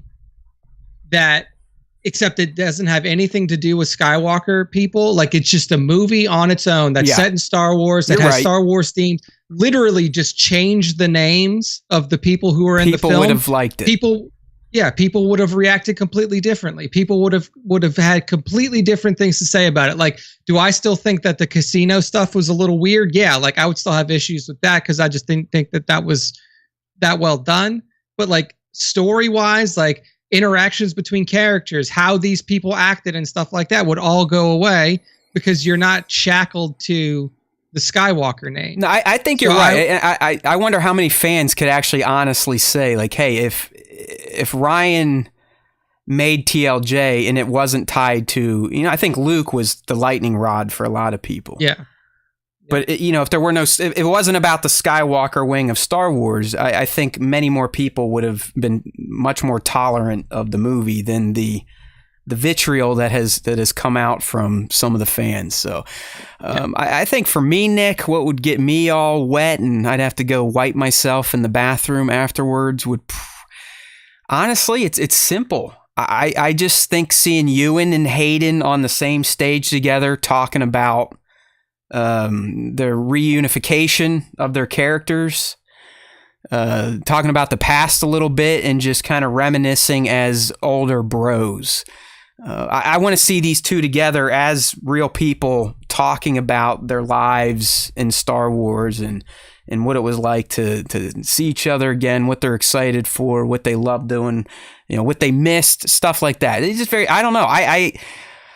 I am like I'm jonesing for some Hayden Christensen for some reason. I want to hear the man speak. I don't want to read about it anymore. I don't want to see canned snippets. I want to see him talk in free flow and kind of get down to it. Like, what have these 17 years been like?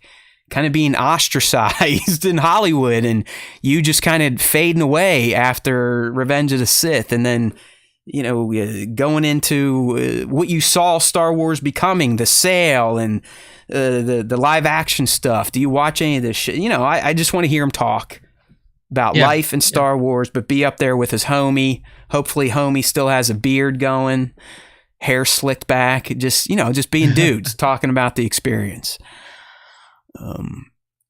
I mean, there's no doubt in my mind that Hayden is showing up. I don't think he's attended any panels. I know he showed up at Celebration Chicago. He was on kind of that main stage on the expo floor and did like a quick ditty with Andy or one of those people that I should have their jobs and they shouldn't have their jobs. Like the actual Star Wars show people. I don't even know if they do it anymore. But I don't think he's been brought up on a main stage in a panel and been talked to in front of a large audience. So it's weird because I usually am. I want to know the future and what's coming and what can give us things to speculate on. I want to see the guys. I want to see Ewan and Hayden together in what has probably been a much more positive experience for them. Because you got to think, by the time they finished Revenge of the Sith, they had already gotten the feedback from the fandom and the critics. It was already ruining their experience. I mean, Ewan's gone on record and be like, listen, the prequel time when we were living through them wasn't a lot of fun. Because we busted our asses for 3 years and we're happy these movies were coming out, and then the reaction was like getting kicked in the dick and then spit in your throat. I mean, it wasn't fun. And that's, even you, and he's like, I kind of disassociated from it from a while until the TPM generation became the loudest generation. And he started to hear like, hey, no, these are my Star Wars movies. I grew up with Ewan's Obi-Wan and Hayden Christensen's Anakin and those, fuck the old movies. So I don't know. I like listening to those guys talk, and Hayden in particular, I want to get some insights into what the fuck's been going on, pal, since Looper. Yeah. I mean, what's your life been like? I wonder. I don't know if we'll ever get that much detail, but I do expect him to at least talk about like what it was like exiting Star Wars, knowing that it maybe wasn't the most loved generation of Star Wars. I want his honest take. Like, dude, how'd you honestly feel about your decision in 2005? Did you regret taking on the role based on, with hindsight? Did you regret it? I don't know. I mean, who knows? This guy could be getting $250,000 a year in what the fuck are the residuals from Star Wars, and that's why he's been hanging out and just doing B-movie shit for a quick mill here or there. But I think it kind of broke him. And speaking of people that get broken by Star Wars movie, my God, has it been a breath of fresh air to see Miss Daisy Ridley show up back on socials. She popped up on IG last week out of nowhere to promote the Bubble movie, which she has a cameo in, which is great. It's a cameo. It's a scene with Pedro Pascal, so it's two Star Wars alums playing off each other, and Daisy plays a role that isn't quite as sanitary as Rey. You know, she I don't. Do you have any interest in watching that movie on Netflix, The Bubble? I mean, I know it's a Judd Apatow movie, right, but I also heard that it's pretty bad. It's not bad. It's not bad. I mean, there's a few laughs, and it's worth getting through. I'm not going to say it's the most riveting movie out there, but it's good enough. I like it, and there's great. The cast is great. I mean, Karen Gillan's in it, and she's fan. I like, I'm a fan of hers. Pedro's in it. It's kind of fun. If anything, it shows you how ridiculous Hollywood is when it comes to making movies. I think you get kind of an insight into that. But yeah, Daisy has shown up on socials again. Just turned 30 like a day or two ago, and I'm happy for her, because she had to leave socials because of the fucking trolldom of Star Wars. Like that's how fucked up Star Wars gets for these other humans. And by the way, they're other humans, just like you. They can feel the same way. When they read something that is negative about them, it's going to make them feel bad, even if it's coming from Bob's from my mom's basement at 420.com. So I don't know. I'm happy to see her out and about, and I don't want her to get hated. You know what I mean? Yeah. I mean, it seems like she's already starting to reemerge into, like you said, reemerge into socials, really start to look more for acting roles and stuff like that. So I don't think that blackballing can happen as easily in Hollywood now as it did back then. You're right. Well, there's so many more avenues for revenue now. I mean, back exactly. In Hayden's day, it was still, you made movies and that's it. There wasn't this, hey, if you're a movie actor, you also act on TV. That was like a no-no. You remember back then, TV actors wanted to be movie actors. When Friends hit... It was literally like, if you did a movie and then you went back on TV, like you were frowned upon. You were like, people would say like, why are you belittling yourself on TV? Yeah. Your career was considered washed up if you were a movie star and you had to go to TV. But like I was saying, I mean, look in the 90s, Friends, one of the biggest TV shows of all time, they all started trying to get movie parts. And arguably, Courtney and Jen are the only ones that truly succeeded and still act in movies. I mean, Matt LeBlanc, I think he did a Goofy movie with a gorilla. The other Matt did a few movies. Lisa did a few movies, but mostly stuck to TV. But you're right, Nick. That's a good point. Daisy should make some fucking Netflix movies if you're not getting the big studios knocking down your door. She's already done a few of those. I mean, I know there's one that she did with Tom Holland I haven't watched. I want to check it out one day. She has that little bit part in The Bubble. And it does look like she's working on some sort of, I don't know if it's a biopic, but it looks like she's working on some movie about a swimmer, maybe someone that would swim the English Channel. Who knows? But I was oddly, not that I fucking know the kid, but it made me smile when I saw the check mark and the Daisy pop back up on Insta. Like, you know what? Good for her. I'm glad she's at a place now after whatever the 6 years of her Star Wars life that she feels comfortable again, kind of sharing a bit about her life online like most humans choose to do these days. Yeah, so just a few last points on this panel. Again, we're talking about the live action panel promised for Star Wars Celebration 22. This is going down May 26th, so it's the first day of Celebration, the big panel. All we know is they're going to talk to people from Kenobi, Andor, and Mando. I'm hoping it's heavy on Kenobi and Andor, although I don't really care because Kenobi airs the next day, so... hell, maybe that's why they moved the Kenobi to the 27th, so they could do a little powwow on the 26th without us already knowing a bunch of stuff. Yeah, maybe they might get like a. If you attend that panel, it wouldn't surprise me if they gave you like a first episode free look or something like that. They give you they show you the whole fucking thing. But yeah, so I guess I'll let me revise that. I would like heavy Andor. And then, as Nick said, if there is no planned movie panel, then yes, movies. We know enough about The Mandalorian. We love it. It's getting its own fucking panel, which we're going to talk about here in a second. Okay, just, let it chill. It's going to get its own day in the spotlight here. So let's shine the light on the ones that have kind of been hidden a bit, like Andor that is coming out this year, or some of the ones like Lando that were announced and have zero updates in over 2 years. So there you go. That is the 26th. If anyone gets in, feed us the goods. Let us know if you're there. Live stream it for us. Tweet it out. Tag the show. Nick will be manning the desk on. I've been writing down a schedule, so he He's aware. I've got it right now. Just a quick look here. We got the live action deal Thursday, 5/26, Mando Plus Saturday, and then Bad Batch on Sunday. And those will not be the only panels. You should expect a Jedi Fallen Order 2 announcement. I'd say any week now, any day now. And maybe one more big panel. You usually get, what would you say, Nick, 4 to 6 mega panels, like the big draws. I mean, and then you have like breakout room type of shit.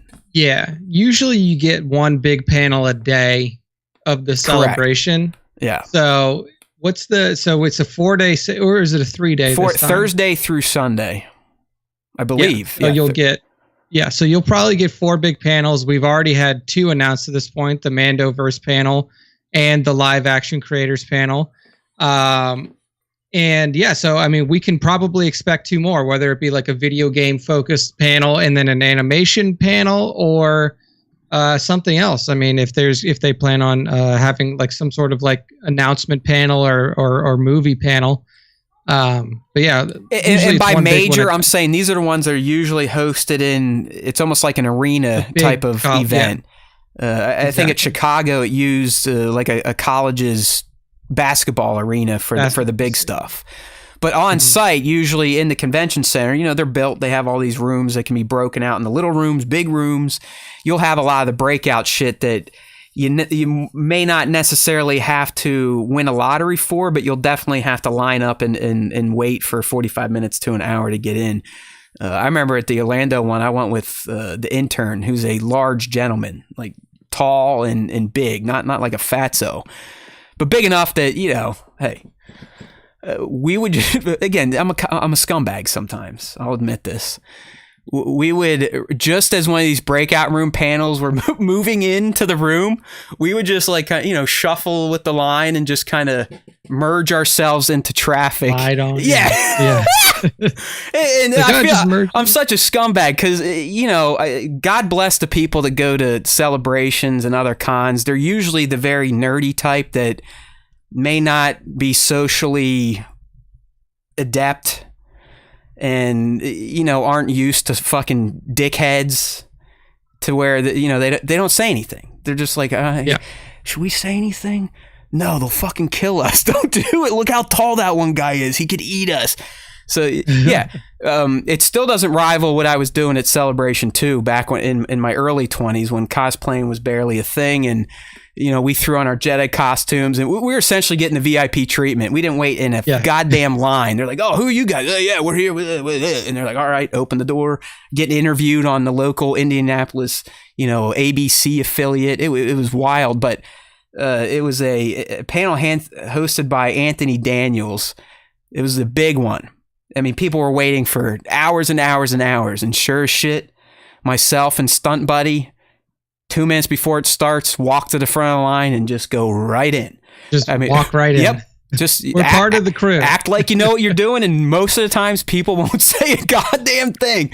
I hate to share that secret, but if you, and this is in all walks of life, if you act like you know what you're doing and you're doing shit you shouldn't be doing, you're probably going to get away with it.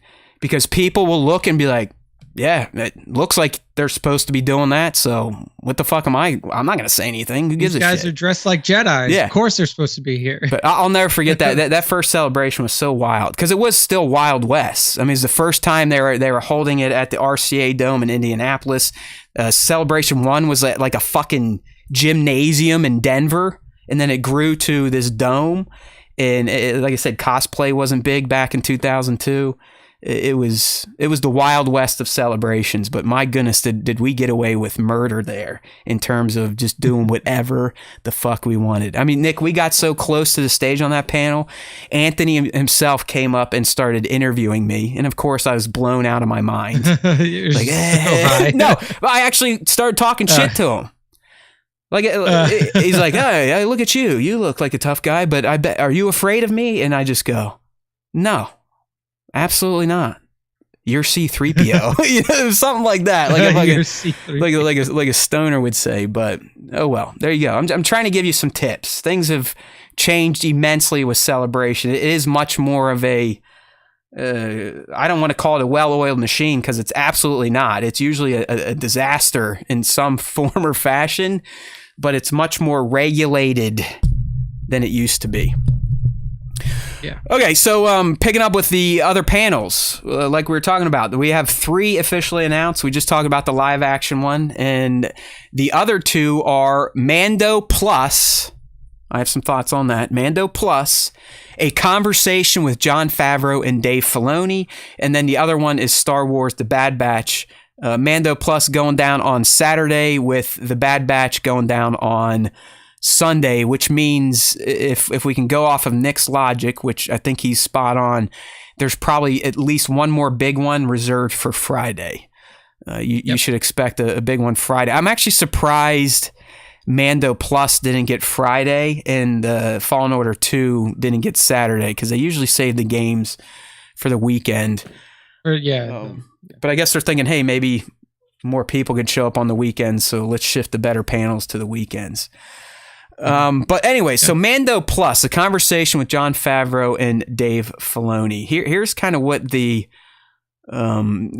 panel promises. So the panel promises to take a look back at the series, as well as a look at what is to come. So in the article I punched up on StarWarsTime.net, I'm thinking, maybe we get a sizzle reel for season 3, kind of like we did at Celebration 2019 for season 1. You'll probably, in addition to John and Dave, get some of the cast members there.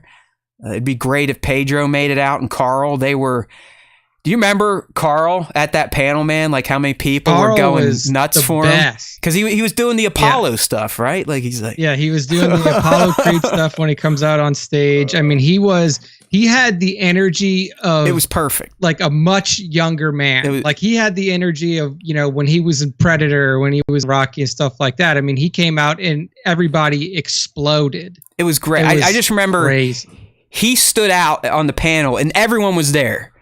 Gina was there. Pedro was there. All the mains were there. But Carl was the standout.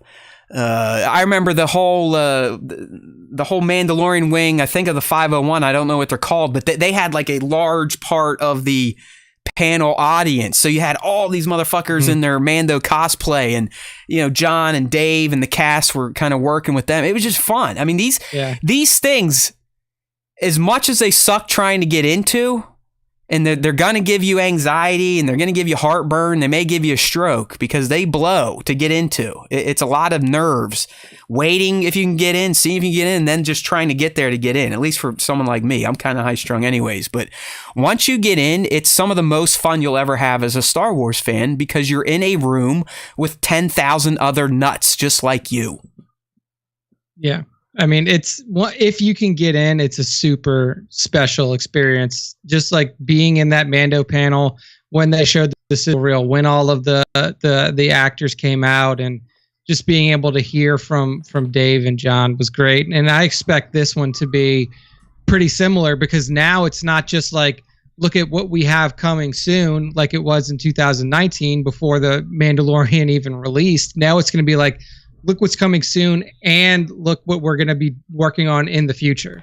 Look how all of these threads are going to connect. Look at what our overall plan is. And all right, so I kind of want to riff on that, Nick. The fact that they're calling it Mando Plus, to me, implies that this is the Mando verse versus just the Mandalorian itself. So, yes, exactly. With that kind of notion in tow, does Rosario show up? Do they spend any time on Ahsoka? Does Tem show up? Is there any reflection on Book of Boba? Is Ming-Na there too? It gets kind of weird with the 2 that we've talked about already. The live action panel versus the Mando Plus panel. Because the live action panel, if we're trying to keep these 2 worlds separated, then you would imagine that the Mandoverse panel is going to get Ahsoka. It'll get, Deborah Chow. All of these people. It'll get Tem, Boba, and then the live action panel is going to be like, hey, here's some Andor shit, here's some Kenobi shit, and then here's some movie shit. Yeah, I think you're right, because I know you said Deborah. I don't think Deborah would be at Mando Plus, because she specifically said, listen, she would be Kenobi is more tied to the prequels than the Mandoverse timeline. So I think you're spot on. You're spot on. Like Mandalorian, it's the flagship of Star Wars live action at this point in time, so they had to put it on the masthead for the live action panel. And yeah, I think they'll talk about it, and there's a good chance John or Dave will be there. At least one of them will be there. But as we're saying here, I think Mando Plus is where they're actually going to really drill into the nitty gritty of the Mandalorian and its extensions at this point in time, which should be Ahsoka, and we know Book of Boba Fett. Maybe they revitalized the New Republic series, because that was supposed to be the other Mando-verse, or maybe you get kind of their pivot where they're going, because that's I think Kathleen is on record saying, like, hey, we have some tales from there, but they're more or less just going to be infused into Ahsoka's and Mando's at this point in time. Yeah, into the other shows. So I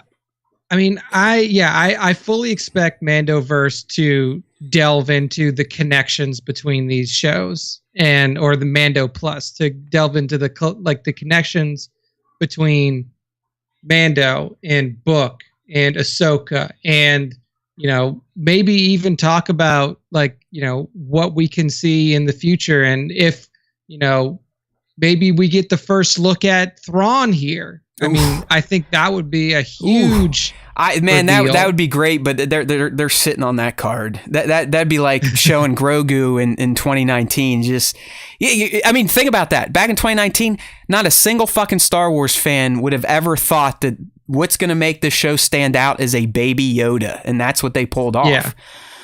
I think that with Grogu, though, nobody knew it existed. It had never been mentioned, and it was just like a huge secret. Thrawn has already been brought up. Right. People know that he's going to be here. People know that he's that is a good point. He may be a puppet master. All right. So. I'm down. I mean, honestly, I would prefer Mando Plus to spend more of its time on not the Mandalorian. I would prefer a lot of the Ahsoka stuff. I love the Mando. I mean, come on. It's fantastic stuff. The guy wins anytime he shows up. Best Book of Boba Fett episodes. The Mandalorian itself is the reason why we even have a Mandoverse. So I understand his legend, and he is the king. But we've been talking about and learning about Din since 2019 at this point in time. I want to get some, let's get some of the Ahsoka concept art, like Nick said. Maybe bring and finally officialize. Great word, by the way.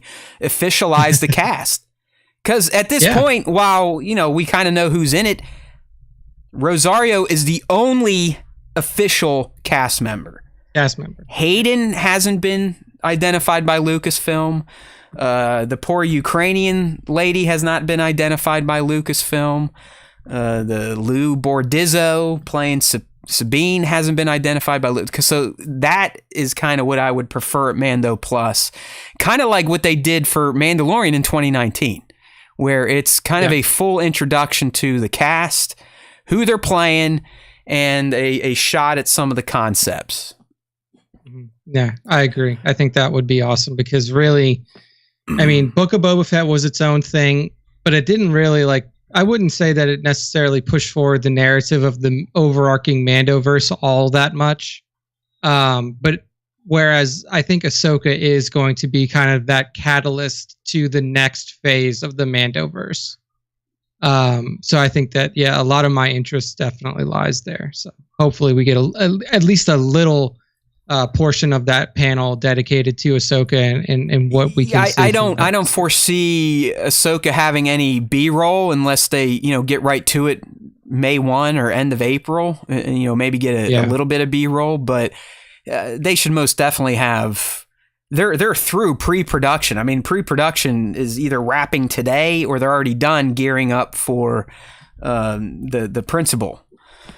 Yeah. I mean, with Principal starting next month, what they said in the article about Peter Ramsey being one of the directors, they're definitely wrapping up pre-production, if not have already completed all their pre-production stuff. So I'm trying to pull up a video from our channel, Nick, that will show what it's like to be in a panel for people who have never been there.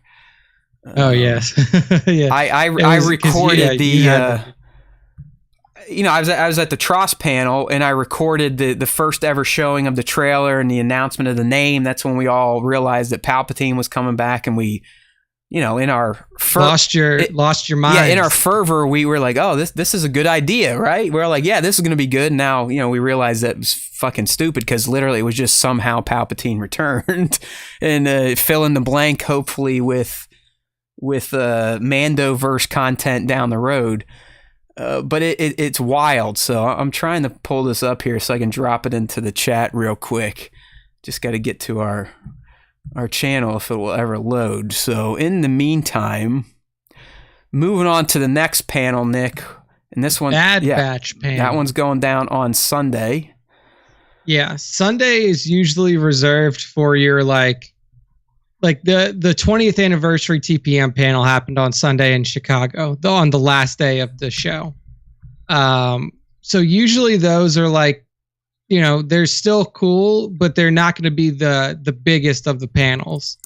That's kind of what I expect out of Bad Batch. It says that it's going to be D. Bradley Baker, which is the voice of every clone, and another actor, Michelle Ang, along with the moderator, who I assume is going to be Matt Michnovitz, something like that. I'm not sure how you say it.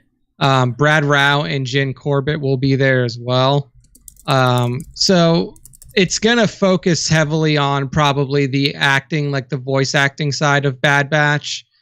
Without Filoni there, I doubt that we're going to see much of like, where's the show going and stuff like that, like a future looking perspective at Bad Batch. Filoni isn't. I think Corbett, is that her name, right? Corbett? Jen Corbett, yeah. And and Brad Rao. Rao is director on some of the episodes as well. Dave at this point, I believe, is kind of like what George was. He's the god that might have an idea and then teams run with it now, versus him having day-to-day hands-on type of access.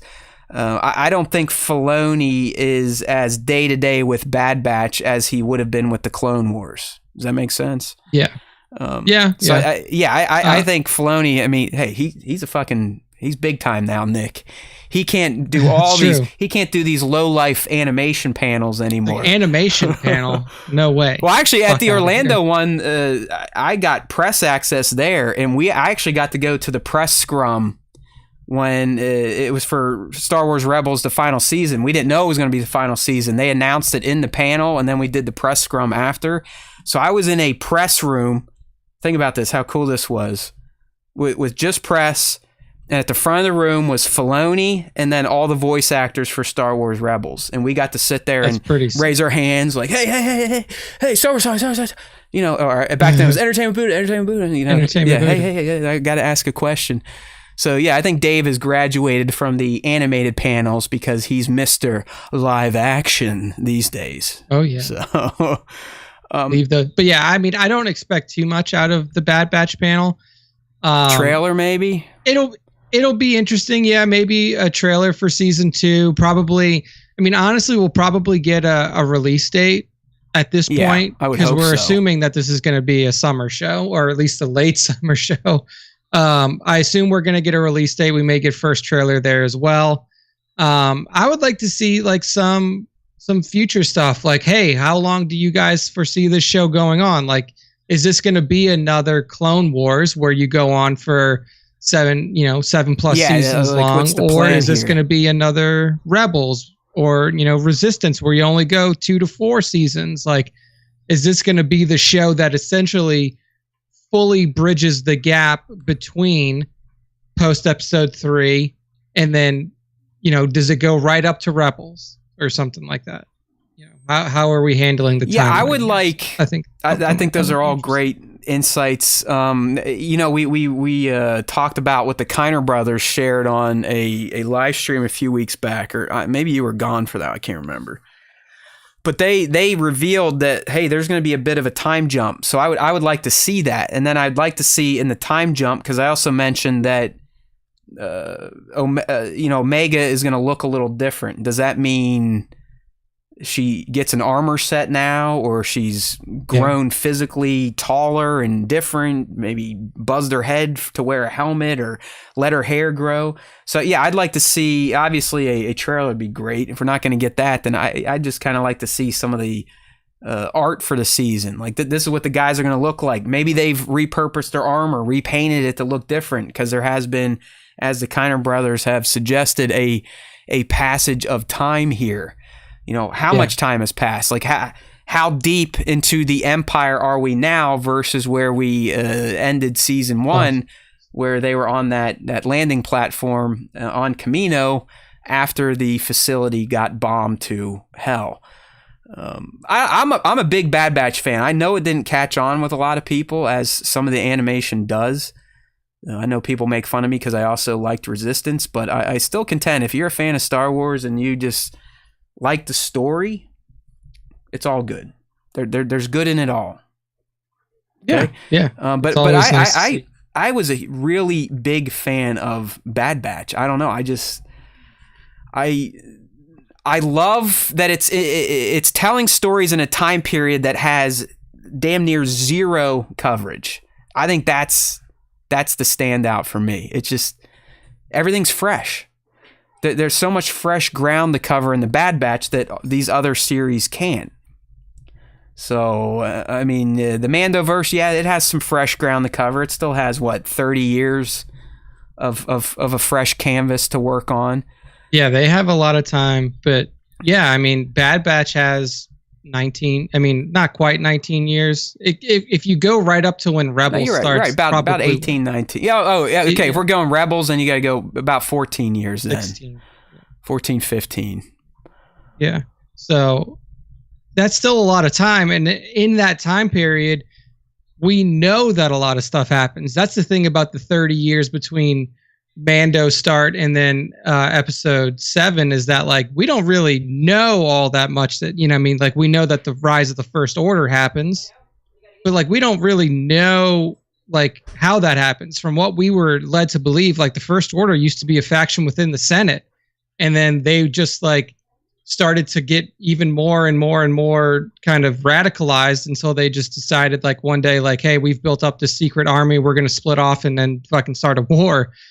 We kind of know what happens between episodes 3 and 4. We see where we end up with 4 and the war that comes after that. So there's there are things that we're kind of expecting to see from the Bad Batch timeline that we're not really expecting from the Mandoverse timeline. So, I'm super interested to see where that all leads, because there's so much important content that should be covered and should be shown within that time period. Yeah, and we're gonna get a slice of it in live action via Kenobi. Technically we got a slice of it in the Solo movie, because I think Kenobi's only a year or two before Solo takes place, at least that film, which is pre-Open Rebellion, but the Empire has had over a decade to kind of get its claws into the galaxy, where the Bad Batch was literally the day. We had Empire Day, and then the shit just starts to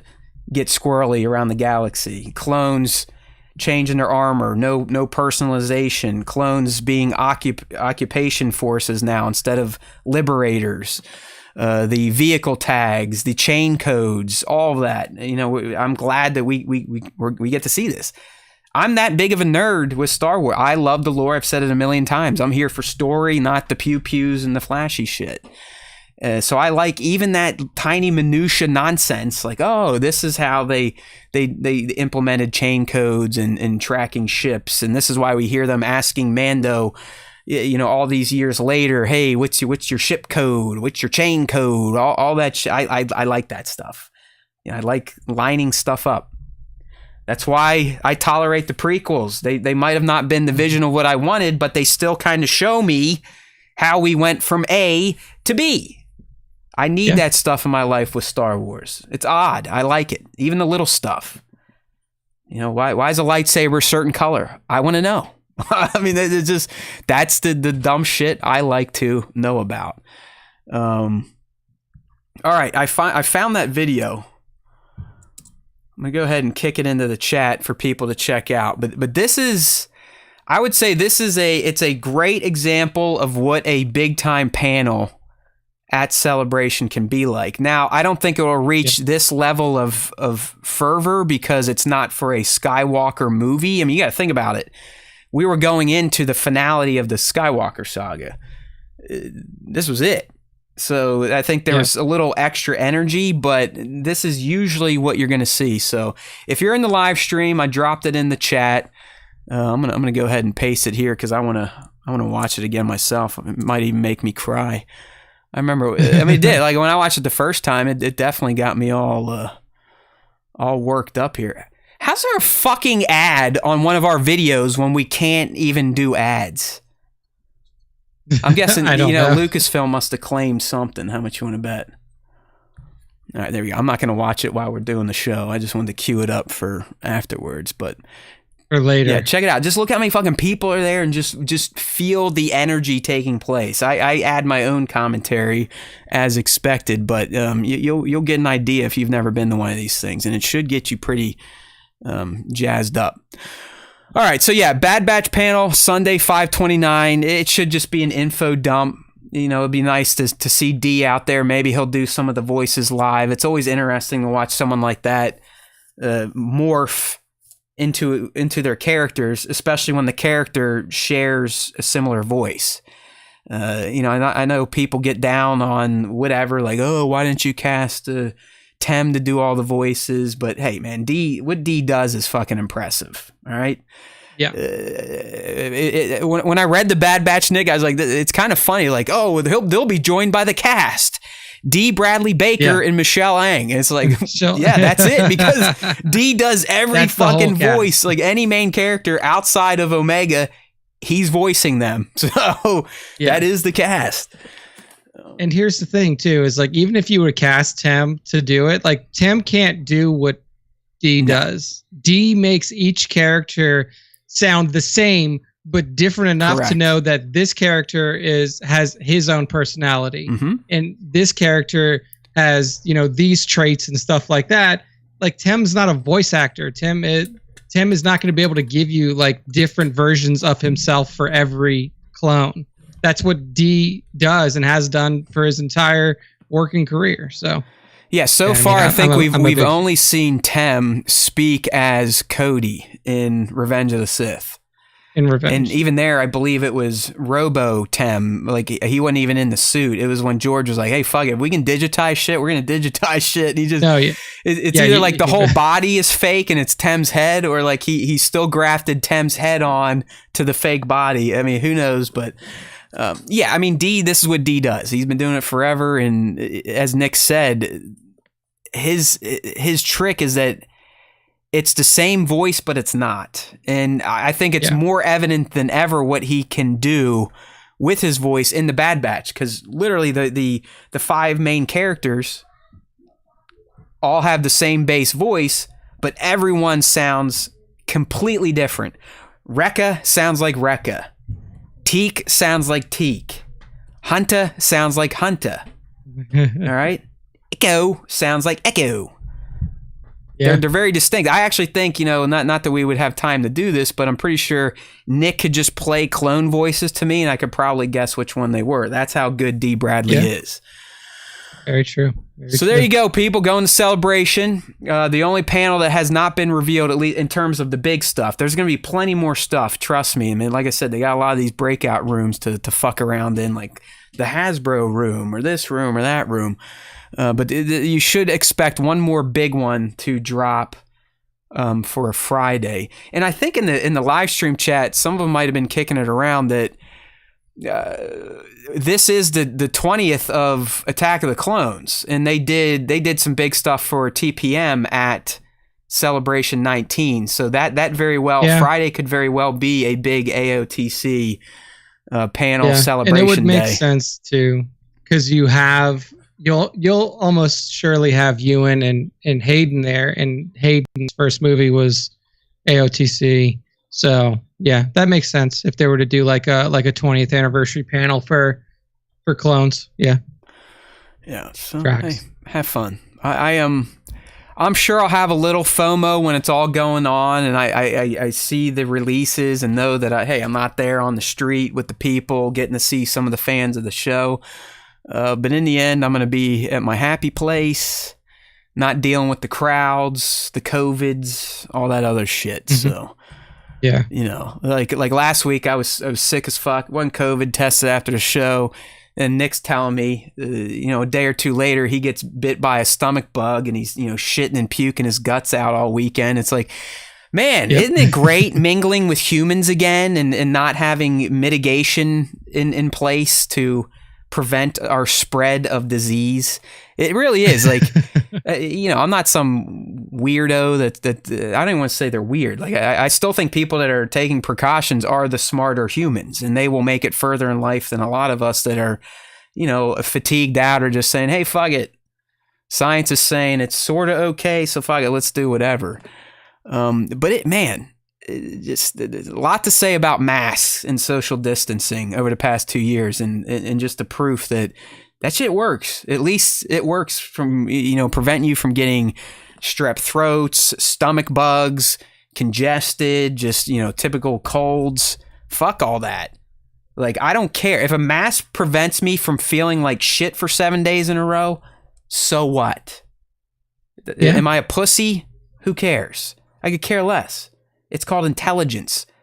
I don't like feeling like shit, especially at 41. I don't know about you guys, but even getting a head cold sucks dick at 41.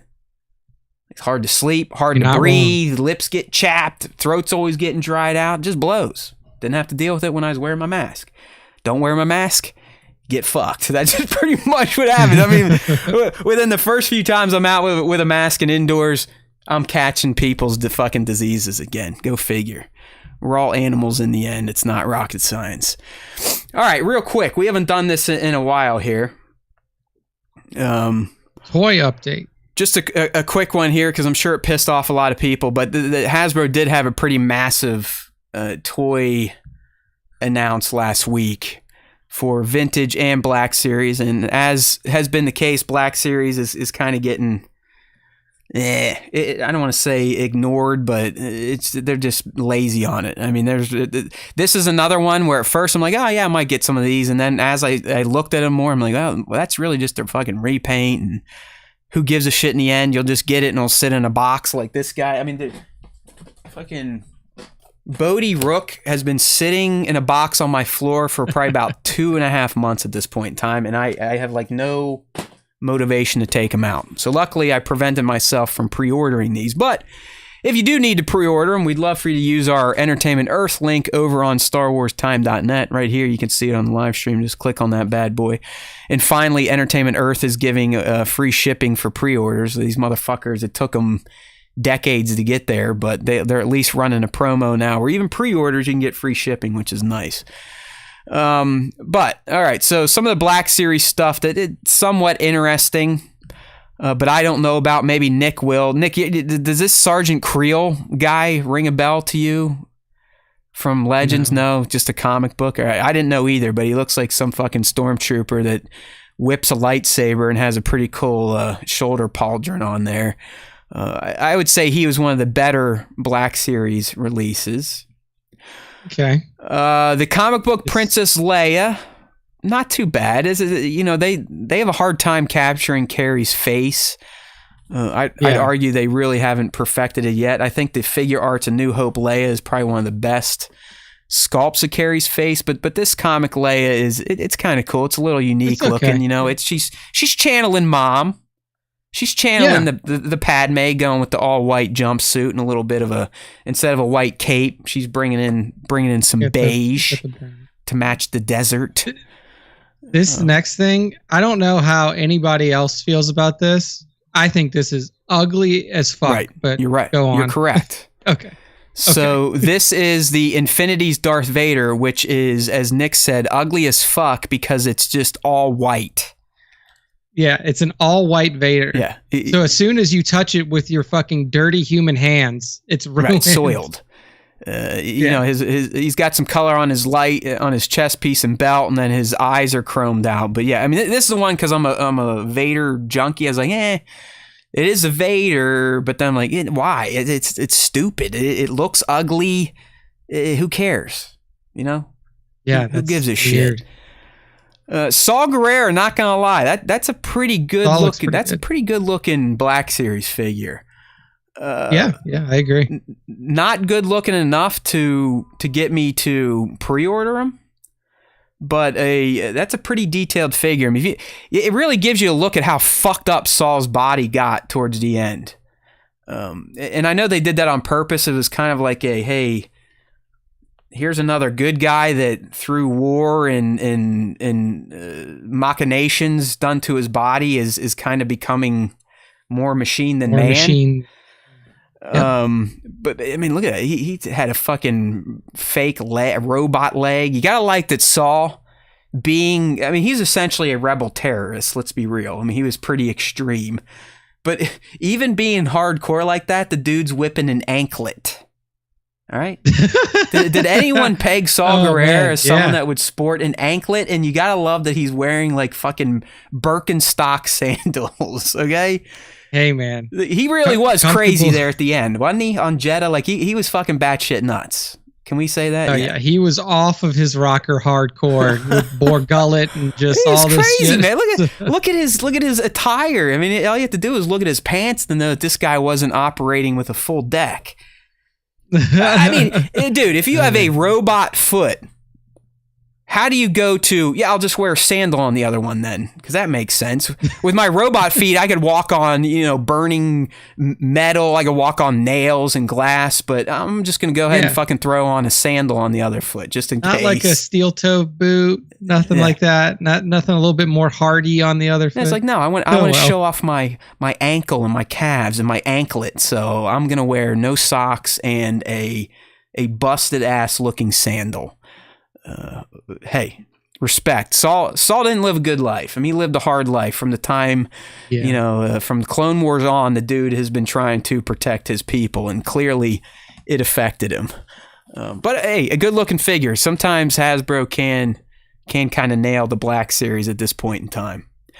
Then we got Sev, which, I mean, cool character, but just like all the other Republic Commandos they've announced, he looks like he went on a crash diet.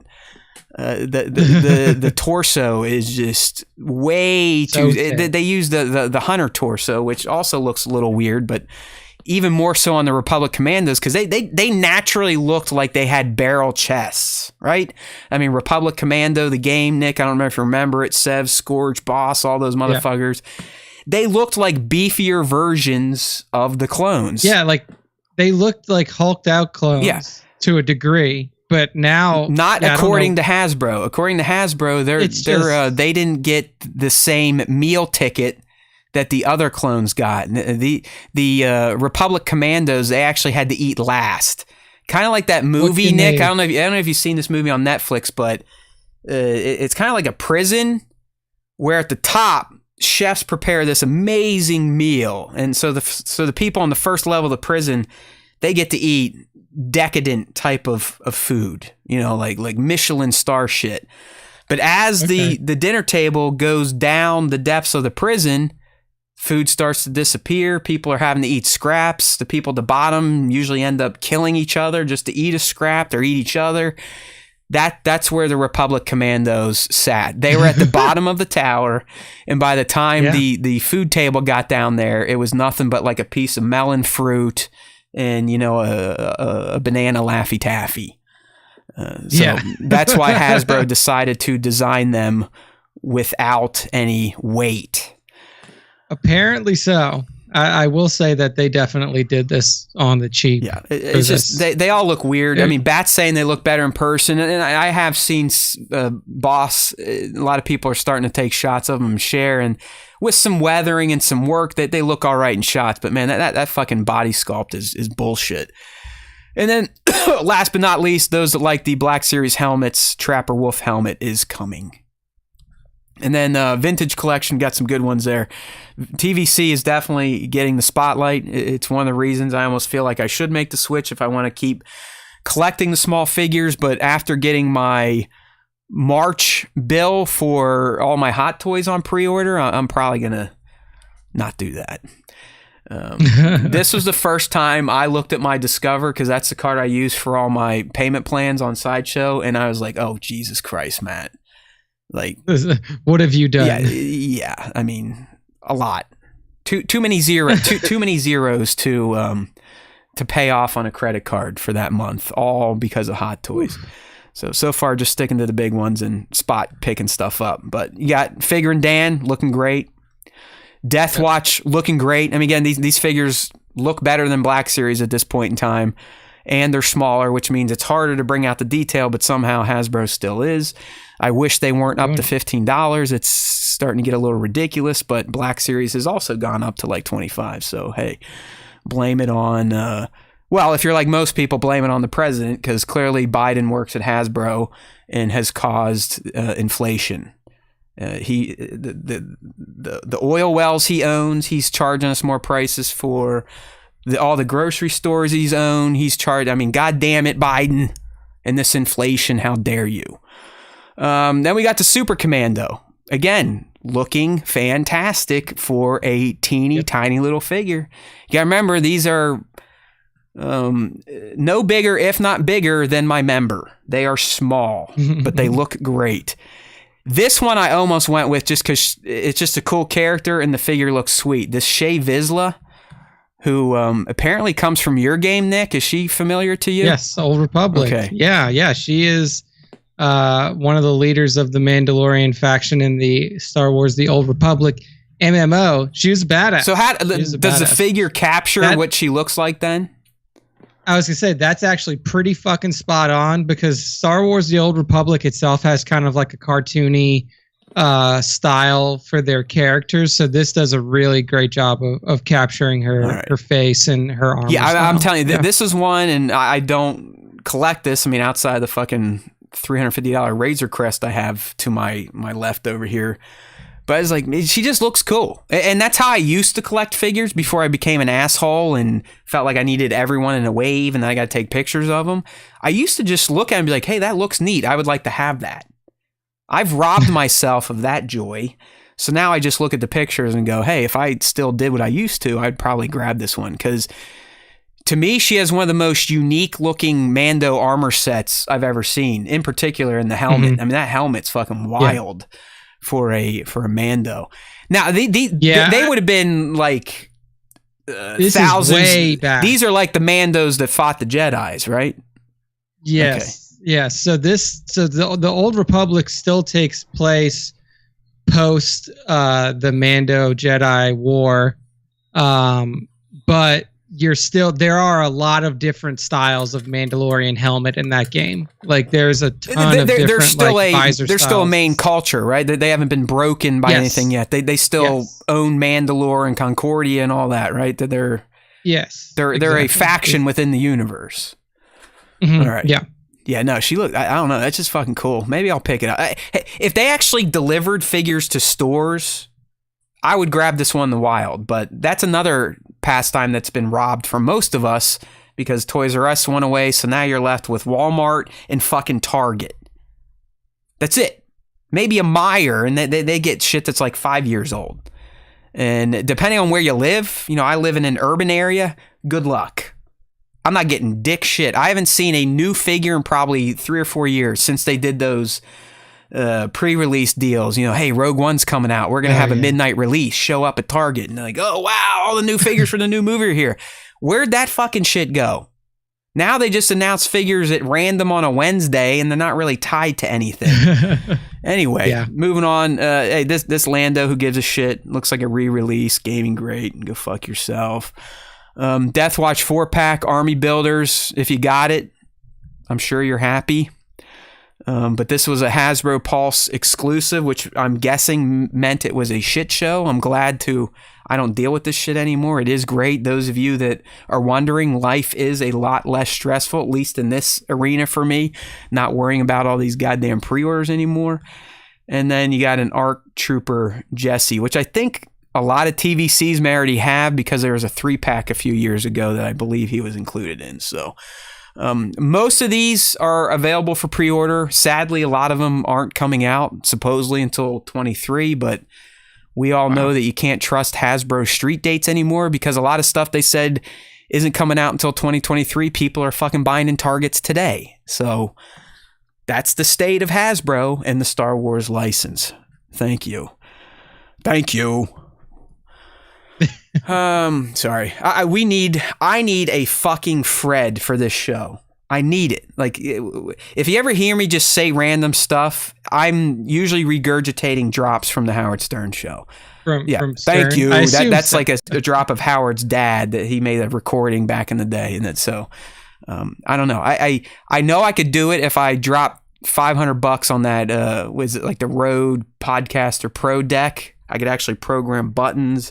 I could hook up a device to Bluetooth so we could have motherfuckers call in and it would all pipe through. But I don't know. Maybe if I get, I've seen like live call-in shows do it where they just use a Discord channel. Yeah, I just they just pull people into a Discord and like that they just have the conversation. No, my dream is we do like a jerk off show. I want Sal and Richard from the Howard Stern show to prank call the show and us become a bit on Stern show, kind of like Tradio, like because they just look for podcasts or like amateur TV programs to fuck with. So that's like one of the reasons I want call-in ability to see if I get Sal and Richard to call in and try to get us to either interview someone fake or make us look like assholes because it's a prank call. But that might bring in more listeners too. Yeah, I don't know, but I've always wanted the ability to do drops like Fred does, because to me, I mean, Howard's the man, but Fred just rounds out the experience. Fred brings the dialogue to life and makes it more interactive, if that makes any sense. I know Stern fans will get what I'm saying, but you could just be listening to something and today they were talking about like this little egg vibrator that Ronnie was using, and right away Fred's like firing up like weed whacker sounds and lawnmowers and other mechanical devices while they're telling the story. It just adds so much to the conversation. One of these days, maybe we should start holding our hand out like everyone else does. Like, hey, donate to the Star Wars Time show so we can buy the Podcaster Pro. No. No. Yeah. Swap shop. Oh, God, hello, no. welcome to Tradio. Yeah, Tradio. No, they just did a bit where they all were coming on a hat, and there's this Tradio program where people can call in and sell stuff on a radio show. And they duped the guy into trying to sell they called it a cum hat, and he was like, oh yeah, we got this cum hat for sale. It's they say it's got a nice spooge stain on it, and apparently that increases the value. And then Sal and Richard will keep calling in and fucking with the host, be like, hey, that's my hat, you know where the spooge stains come from. The Kansas City Chiefs at the end of every game have a circle jerk and drop their loads on it, and this is all on like someone's show coming off on their airways, and I want that on the Star Wars Time show. Anyway, sorry, I'm going down a rabbit hole here. All right, it's time for the fan segment, my friends. 2 prongs, although this week I'll say 1.5 prongs because I forgot to post a question of the week to the actual feed. I think I did it at like 2:10, so 20 minutes before the show. But every episode we do the fan segment. We start with the question of the week, which is usually posted on Instagram on Tuesday morning in our stories and hopefully on our feed. And the top 5 Star Wars fan artist features, which is also hosted through Instagram. So we'll talk a bit more about that method of getting on the show in a second. But for now, Nick, it is time to address the question of the week. Yeah. So the question was, do you want the Kenobi series to remain limited, or would you like to take a second season if it makes sense? So the people who responded via the stories are the ones who made the show. Nick, there's a part I was like, man, get a lot more story replies than we ever did. And then I go to the feed to look for any comments like, oh, that's why, because I didn't fucking post it. This is so I don't. I know Yeah. most of these. Maybe I should do it since I know their name. This is Burkhead Toys. Okay, Burkhead Toy says as many seasons as I can get. Just for us to throw out our answers, what do you think? Do you think there should be more than one? I mean, you remember I was a guy that was getting itchy about Obi-Wan leaving Tatooine. Yeah. And early, I was also someone, and I've heard this from a lot of other fans, especially in my generation, like, oh, they're going to mess up some of the New Hope moments. But now that I've gotten over that and realized that they're probably just going to enhance a lot of those moments and make that dialogue make more sense, as well as that line in Jedi. If the story had purpose and it wasn't just, hey, they like this, let's just do another one to do it. And I believe Kathy has said something similar. She's like, listen, we only planned it for a limited run series, but never say never. If there is a good story to tell that still makes sense with Ewan's Obi-Wan, that doesn't kind of start impeding on Alex Obi-Wan, then let's do it. I could get behind that for sure. If they're just doing it to do it, then no, leave it as is, and let's let Ewan's Obi-Wan transition over to Alex, just like it has been, albeit with a much larger gap. We're going to get a little more filling now in that transition, but So if the story has purpose and it doesn't retread what we see in this limited series coming up, it doesn't have the same tropes, something different, then sure. But I don't know.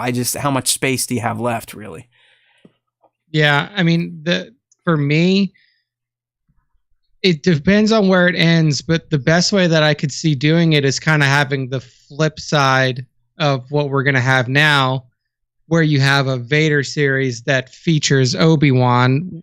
Like this series is an Obi-Wan a series that features Vader. So I think that you could still do it with limited Obi-Wan stuff, but I just don't know how far you can go on the Obi-Wan as your main character side of things, given where the story sits in the timeline. So said the chat. What did you just? No, the chat just disconnected, which usually means my connection is gone. But it said it reconnected, so that's a good sign. Okay, there we go. We're still here. Yeah, I mean, hey, my mantra is always going to be the more Star Wars, the merrier. I'm the one that's going to watch anything they put out and probably enjoy it for the most part. I can always be critical, but I'm not going to hate watch any Star Wars. So if the story's there and it doesn't impede upon what I believe is the next great Kenobi tale, which is kind of the resolution of him and Maul's feud, or at least in Maul's mind, the feud in Rebels, then go for it.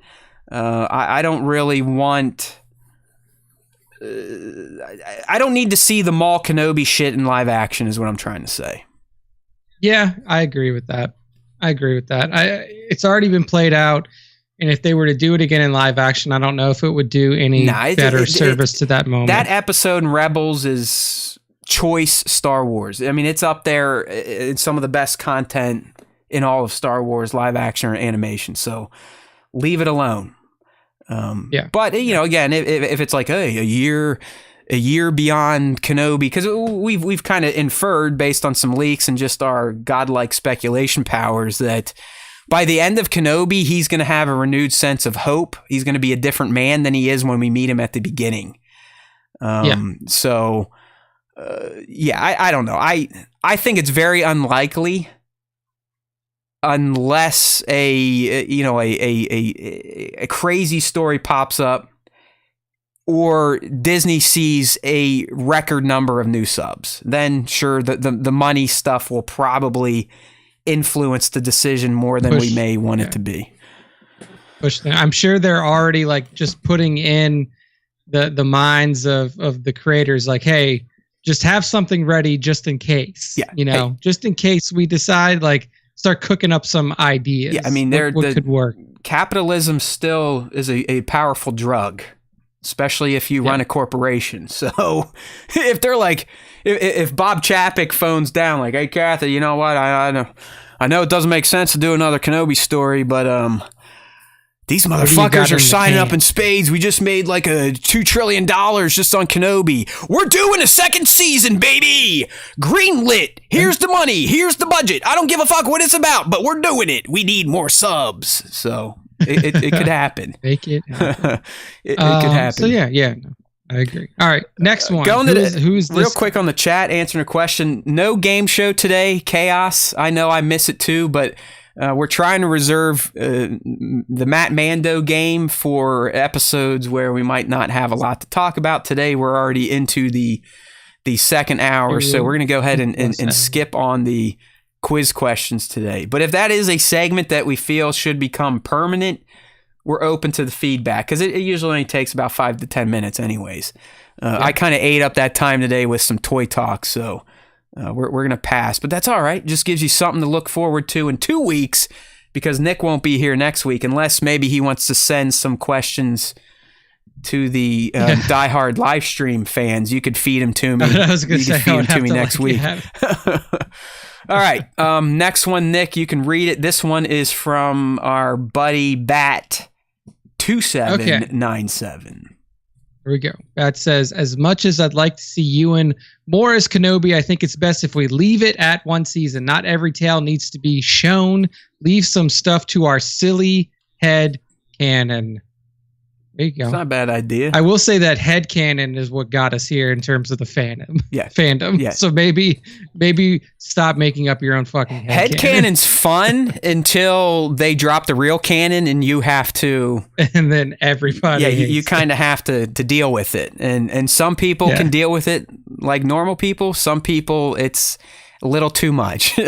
It's enough to get them to like, it ruined my childhood and I'm canceling Disney, all that shit. So, I mean, it's a fair point. We'll see where it goes, but we can't discount the power of the dollar. So just keep that in mind. That's very true. Keep that in mind. Very true. All right. Next up, who we got here? If you can tell. This is TBS Data Vault, and once again, my powers of being able to store useless information are on display. That's so impressive. Yeah, I can't really tell you about functions and loops without reading about it, but when it comes to our fans on Instagram, I can identify who they are by looking at their profile picture at this point in time. That's a profile picture alone. All right. TBS Data Vault says, I wouldn't mind seeing them continue Kenobi's journey as long as it wasn't just a cash grab by Disney, like we were just talking about. If there was more story to tell, then I'm all in. In the same vein, I would love to see them explore the adventures of Captain Rex as he navigates a post-Order 66 galaxy. I'm sure Tamara would be willing to cash that check just as long as the narrative was strong, would also serve as a bridge to multiple Disney Plus series, Mando, Ahsoka, even Kenobi. I mean, like, here's the thing too with Kenobi. There's always going to be a story to tell. Like if you put it that way, like there's always going to be story to tell because there's always going to be time to fill until you get to that point where you have fully mapped Kenobi's journey from beginning of post episode 3 until beginning of episode 4. So, but yeah, I mean, I do think that there are other more interesting stories that could be told in the stead of another Kenobi season. And I think that TBS Data Vault's idea of a Captain Rex focus series would actually be pretty interesting. Yeah, I honestly think they're going to cover a lot of the Rex stuff in Bad Batch. It's already happened. Yeah. I mean, we already got Rex post Order 66 and his trauma he and Ahsoka went through. He's already set up that he's working with resistance or rebel cells around the galaxy. We've seen how Gregor gets rescued, so we have kind of one piece of that puzzle, how Rex, Gregor, and Wolf end up on a planet as fat old clones on a, what are those things, an AD-SE or something like that. Yeah, but I'm not saying we're never going to see a live-action version of a clone again. I don't know where he fits in outside of the Ahsoka series at this point in time. A live action Rex. He doesn't. There's no real connection with a live action Rex and Kenobi in my mind. Cody, sure, especially if it's flashback, but not Rex. Rex to me is directly tied to Ahsoka at this point in time, based on what we know from the end of the Clone Wars, Star Wars Rebels, and the Rebels epilogue. Yeah. We'll see what happens there with Captain Rex, but okay. No to another Kenobi series from TBS Data Vault. All right, and our last one here is Ripik Tan. Okay, Ripik back in the replies as always. Nice to see him. One and done, he says. Kenobi has been most anticipated SW project for years, and we're finally getting it. It took a long time for them to just get a story strong and purposeful enough for 6-part series, so I'm guessing it'll tie itself up nicely. Unless they actually planned out for this story to go on beyond one season. I wouldn't want them to pick and pry after a story if it isn't there, just to make more money. On a side note, remember when we get new toys around the same time or a little before the release of the new Star Wars movie? I just said the same thing, kind of. Yeah. Force Fridays and shit. I missed that. Now we get figures revealed years after the release of film/show. Right. It's because there's like not a lot of the new series have new characters to like build toys off of. I'm surprised that there hasn't been a Chrysanthemum toy. I'm going to be honest. Oh, there is. It looks like shit. You might have been gone. No, it's another one that looks like he forgot to eat. They just took like a regular lanky Chewbacca and put this horrific gold, singlet thing on him and painted it black. And they're like, yeah, this is Chrysanthemum. Have fun. Well, never mind. It is weird, man. Just wait till you get the mod squad. he has a point, because back in the day, let's take the Book of Boba Fett for an example. Yep. Leading up to its release, there would have been a Force Friday where you would have been able to get your hands on the Fennec Shan figure, the repaint Boba Fett, and any other figures that might have popped up in that series. These days, unless you randomly get one shipped to your Target, the Book of Boba Fett figures, according to Hasbro, aren't coming out until 2023.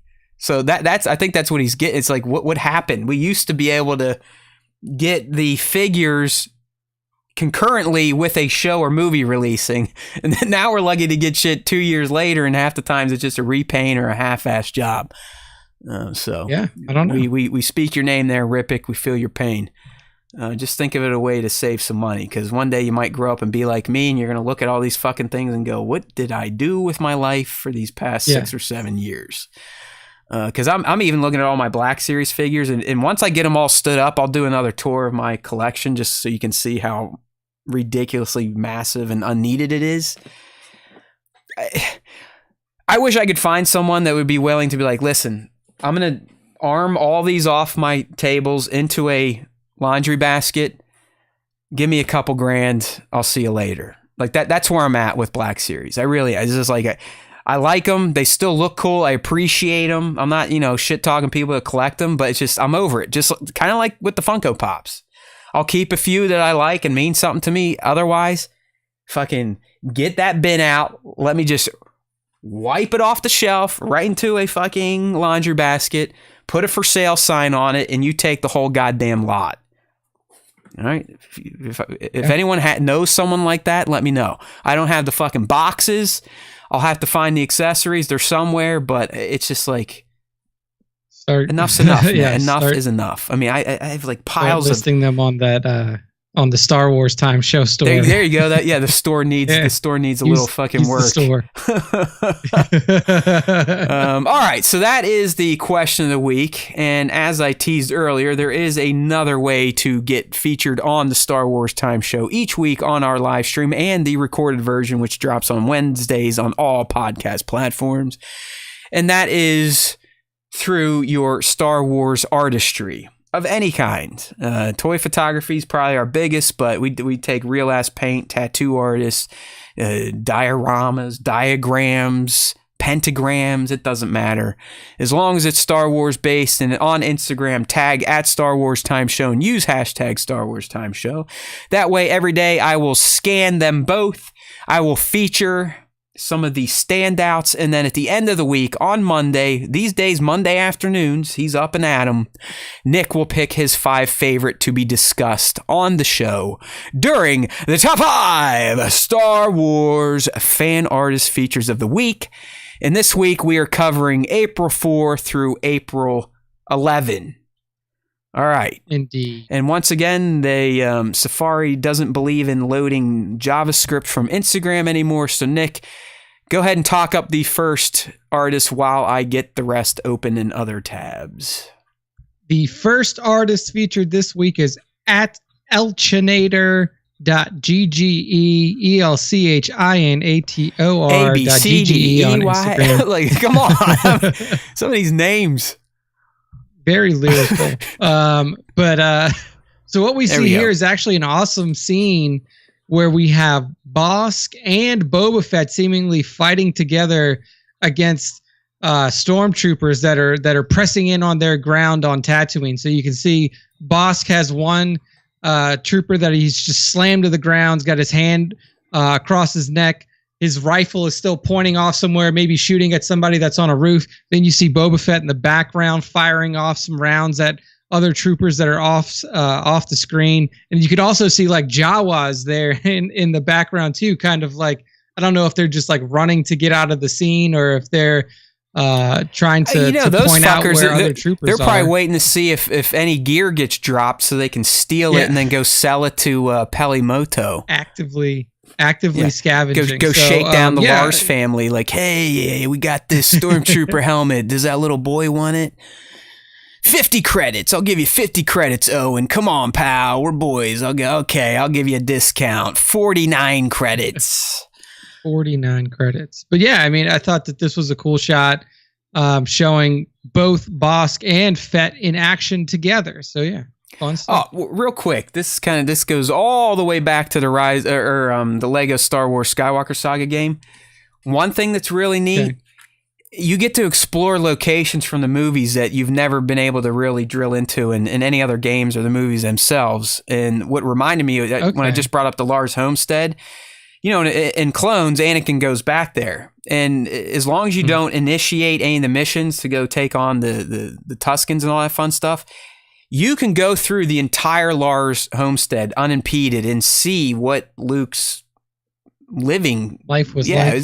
That stuff's kind of cool. Same thing with the Jedi Temple. You can kind of walk around, look at a few rooms, and check it out before everyone got murdered.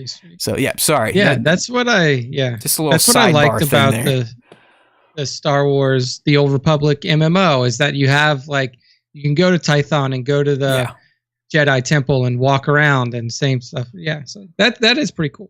But yeah, so at elchinator.ggee on the Instagram, awesome shot depicting some badass bounty hunter madness. So good stuff there. Next up is at operators _of_the_republic, operators of the Republic. Back in the top 5. By the end of some of these names, that's what my brain feels like. I know, right? Underscores, periods, all kinds of stuff in there. But anyway, Operators is known for the clones, known for the bucket heads, and he brings out the bucket heads and the droids in this one. We see B2 battle droid just ripping through the field, flanked by a couple B1s, and we see some Phase 1 clone troopers just getting ripped through on the battlefield. And I like this shot because we don't really get to see a lot of B2s in the toy photography, at least recently that I've seen. So it was really cool getting to see a badass B2 out there on the battlefield. Dude, it's also very rarely do you see bad guys depicted as kicking ass. And to me, this shot winning. Is the bad guys are winning. I mean, our boys in white are getting their ass kicked. These Phase 1s aren't quite ready yet for the B2s and the B1s flanking the B2s. And really, if you pay attention to the Clone Wars, and this obviously was by design through Palpatine and Dooku and all the shit they were doing, but the Republic a lot of times was getting its ass kicked. I mean, it was literally the linchpin was them taking out Grievous, essentially, like a last ditch thing after he quote unquote kidnapped Palpatine, even though that was all part of the plan. But Yeah, I mean, can you imagine that? You have like two armies that literally have like endless supplies of soldiers. Right. Because you have one of them that's cloning all their soldiers. You have another one that's building all of their soldiers. But clearly, and it's almost like you can make like robots quicker than the a clone, Jedi. is what I was trying to say before I cut you off. Very true.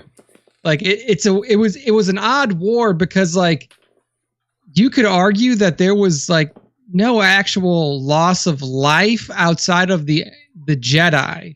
Because like, I mean, yes, I know that that's a pretty hardcore stance. Nick's like, fuck you clones. You're not real people. I mean, that's what I'm saying, but it's like to a degree, like you're I mean, like technically they are right. created humans. Yeah. Like they're created. They you know, and of course over time and through the TV series and stuff like that, we've grown to see the clones differently. And you know, we look at clones as much as humans as anybody else is now, but like from a practical standpoint, you're not conscripting soldiers like the Empire did. You're not putting out. You're right. And you know, I mean, even the way Kaminoans talked about them, they were talked about as assets, not living things. Yeah. And the Empire kind of was the same way. I mean, hell, the Empire's like, fuck this.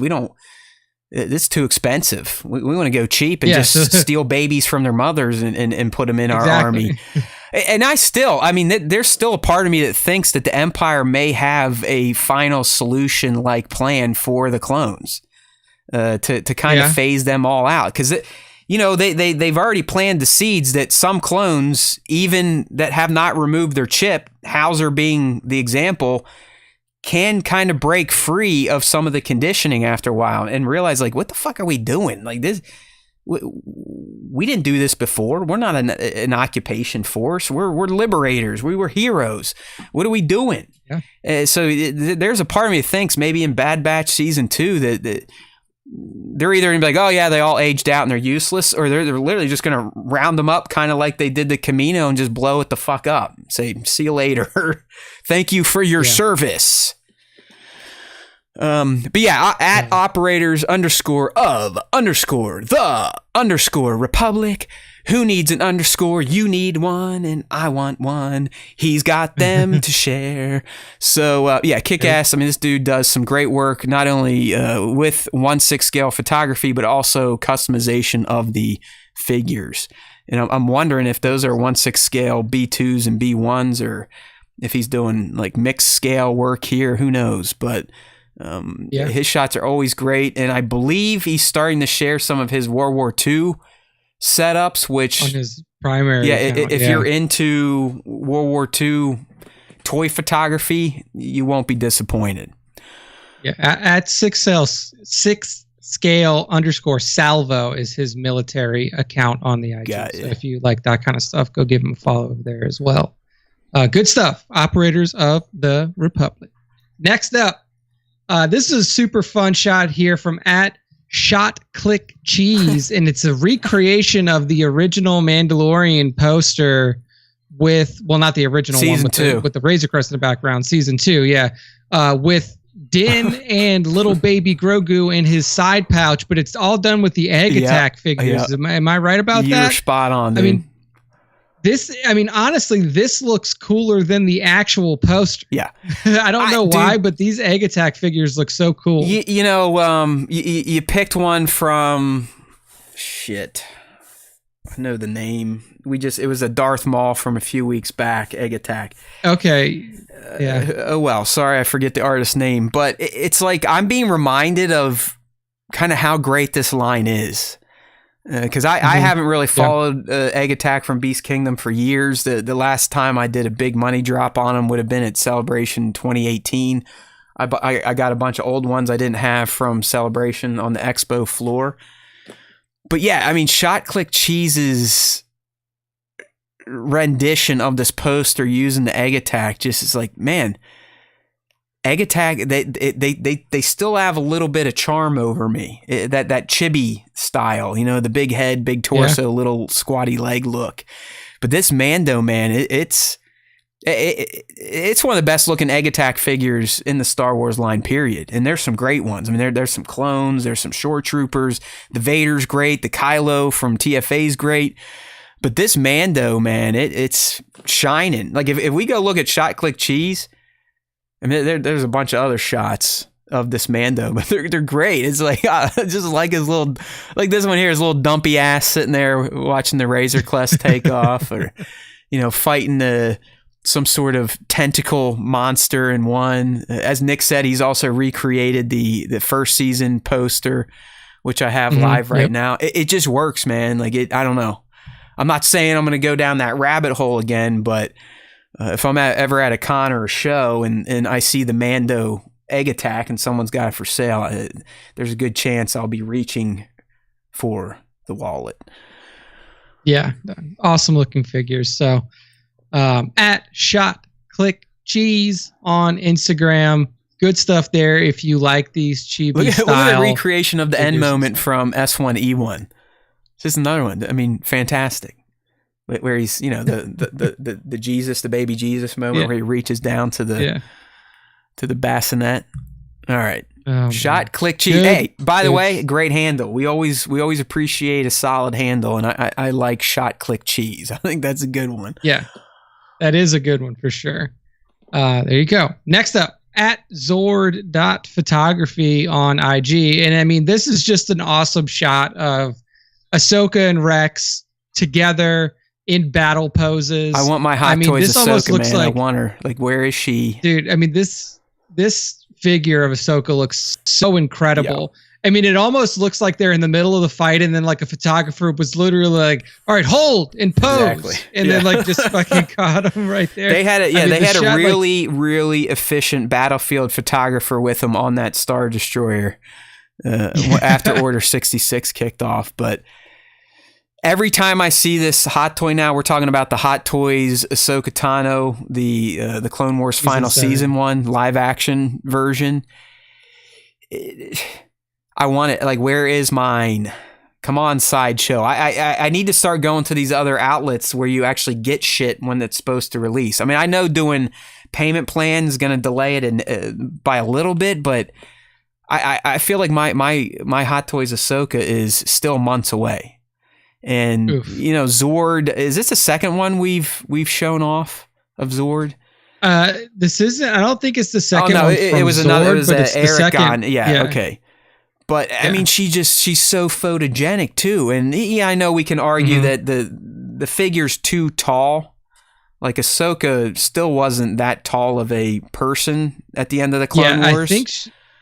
Exactly. But outside of that, it's to die for. I mean, I'm looking at it now, and I almost want to make out with her. Like that's how good looking the figure looks, and you know how I am with Star Wars chicks all know how Matt, that have shit coming out of their head. I love that. The Twi'leks. yeah. He's or a big fan of the Togruta, whatever she is. But I don't know. Like I just want to lick her face right now, and it's a fucking action figure. I mean, what does that say about me? I know I'm disturbed, but hey, good for you, Zord. I want to date an action figure based on a picture I'm looking at. So that's a good compliment there for at Zord. But the other one I wanted to bring to your attention, just because like this dude must be loaded. But if you look at the one they released before this one, Nick, all those clones there are actually there. And if this person bought them all, then we're talking $250 a pop. Wow. Yeah. So that is balls out. Yeah. I mean, Zord's got over 20,000 followers. Yeah. That I is don't some know. cash. Maybe he's got like a deal. I mean, I have to count this shit up. So we got 1, 2, 3, 4, 5, 6. I think there's 7 of the 332. Then you got Rex and Ahsoka. So let's just do 7 times 280, 1,400 plus a lot more. I mean, we're getting close to $2,000 in that shot. Wow. That's pretty crazy for toys, especially for like army builders like that. No kidding, dude. You don't army build 1/6 scale, maybe 2. But if you can do that, like, hey, more power to you. I'm not cutting them. I'm not, ripping on Zord here. Good for you. That's what you should do with your money. If that's what you want to do with your money, do it. Because if you got it.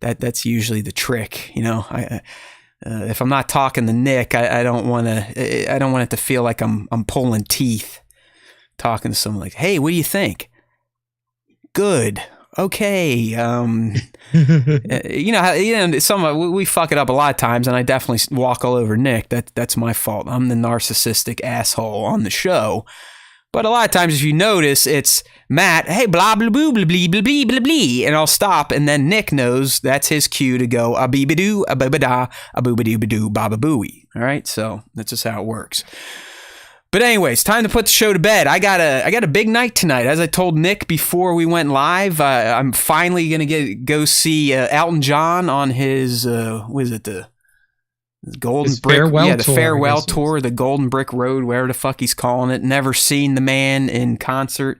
Figured he is a legend of music. Might as well go check it out. Hitting that, he starts at 8 o'clock East, which is getting a little late for this old guy. I'm like, shit, am I gonna be home by like midnight? Hopefully.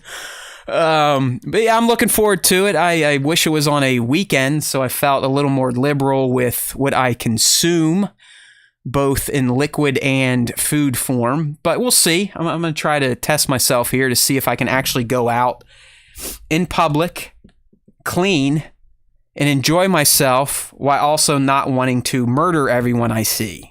Okay? So wish me luck tonight. This is going to be an experience. But anyways, as Nick said, it is time to put episode 208 of the Star Wars Time Show to bed. So let's get our happy asses on over to StarWarsTime.net. And you may be going, why? Well, I'll tell you why. That is our home on the internet. The Instagram, it's an extension of the .net. So StarWarsTime.net, easy links to subscribe to the podcast. I just randomly checked iTunes again. We have not gone up in ratings and reviews a bit. So please get on that. We're still in the 30s. I promise you, if we can get close to 100 or even 50, guess what happens when someone goes into their podcast app on an iOS device and types in Star Wars podcast? Yours truly and my homie over there, we show up further up that list. You can find us now, but I'll tell you what, if you get bored scrolling, you probably will miss us because we're towards the bottom. So ratings and reviews are key on any podcast platform that allows them. Take the few minutes, log in if you have to, and let the people know about the Star Wars Time Show.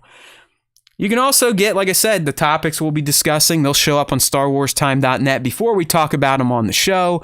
You can get easy access to our YouTube channel, youtube.com/StarWarsTimeShow, or just go to StarWarsTime.net and find that lovely logo of ours. I'm the bald, angry guy. Nick is the hooded, even keel one. Just click on that subscribe button, and you will be taken to the promised land of barely listened to or watched Star Wars live stream /podcast. That is who we are. That is our mission statement. We strive to not be seen by a lot of people. And so far, we have succeeded. Dare I say, we are the champions of low viewing Star Wars podcasts. Thank you. I can directly thank you all for that accolade. And yes, the medal is being worked on as I speak. So I know it's sad. It's time to say goodbye. Goodbye, Yellow Brick Road. We're candles in the wind.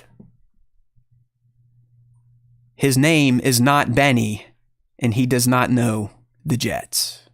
But what we do know, Nick, is that there's always time for Star Wars time.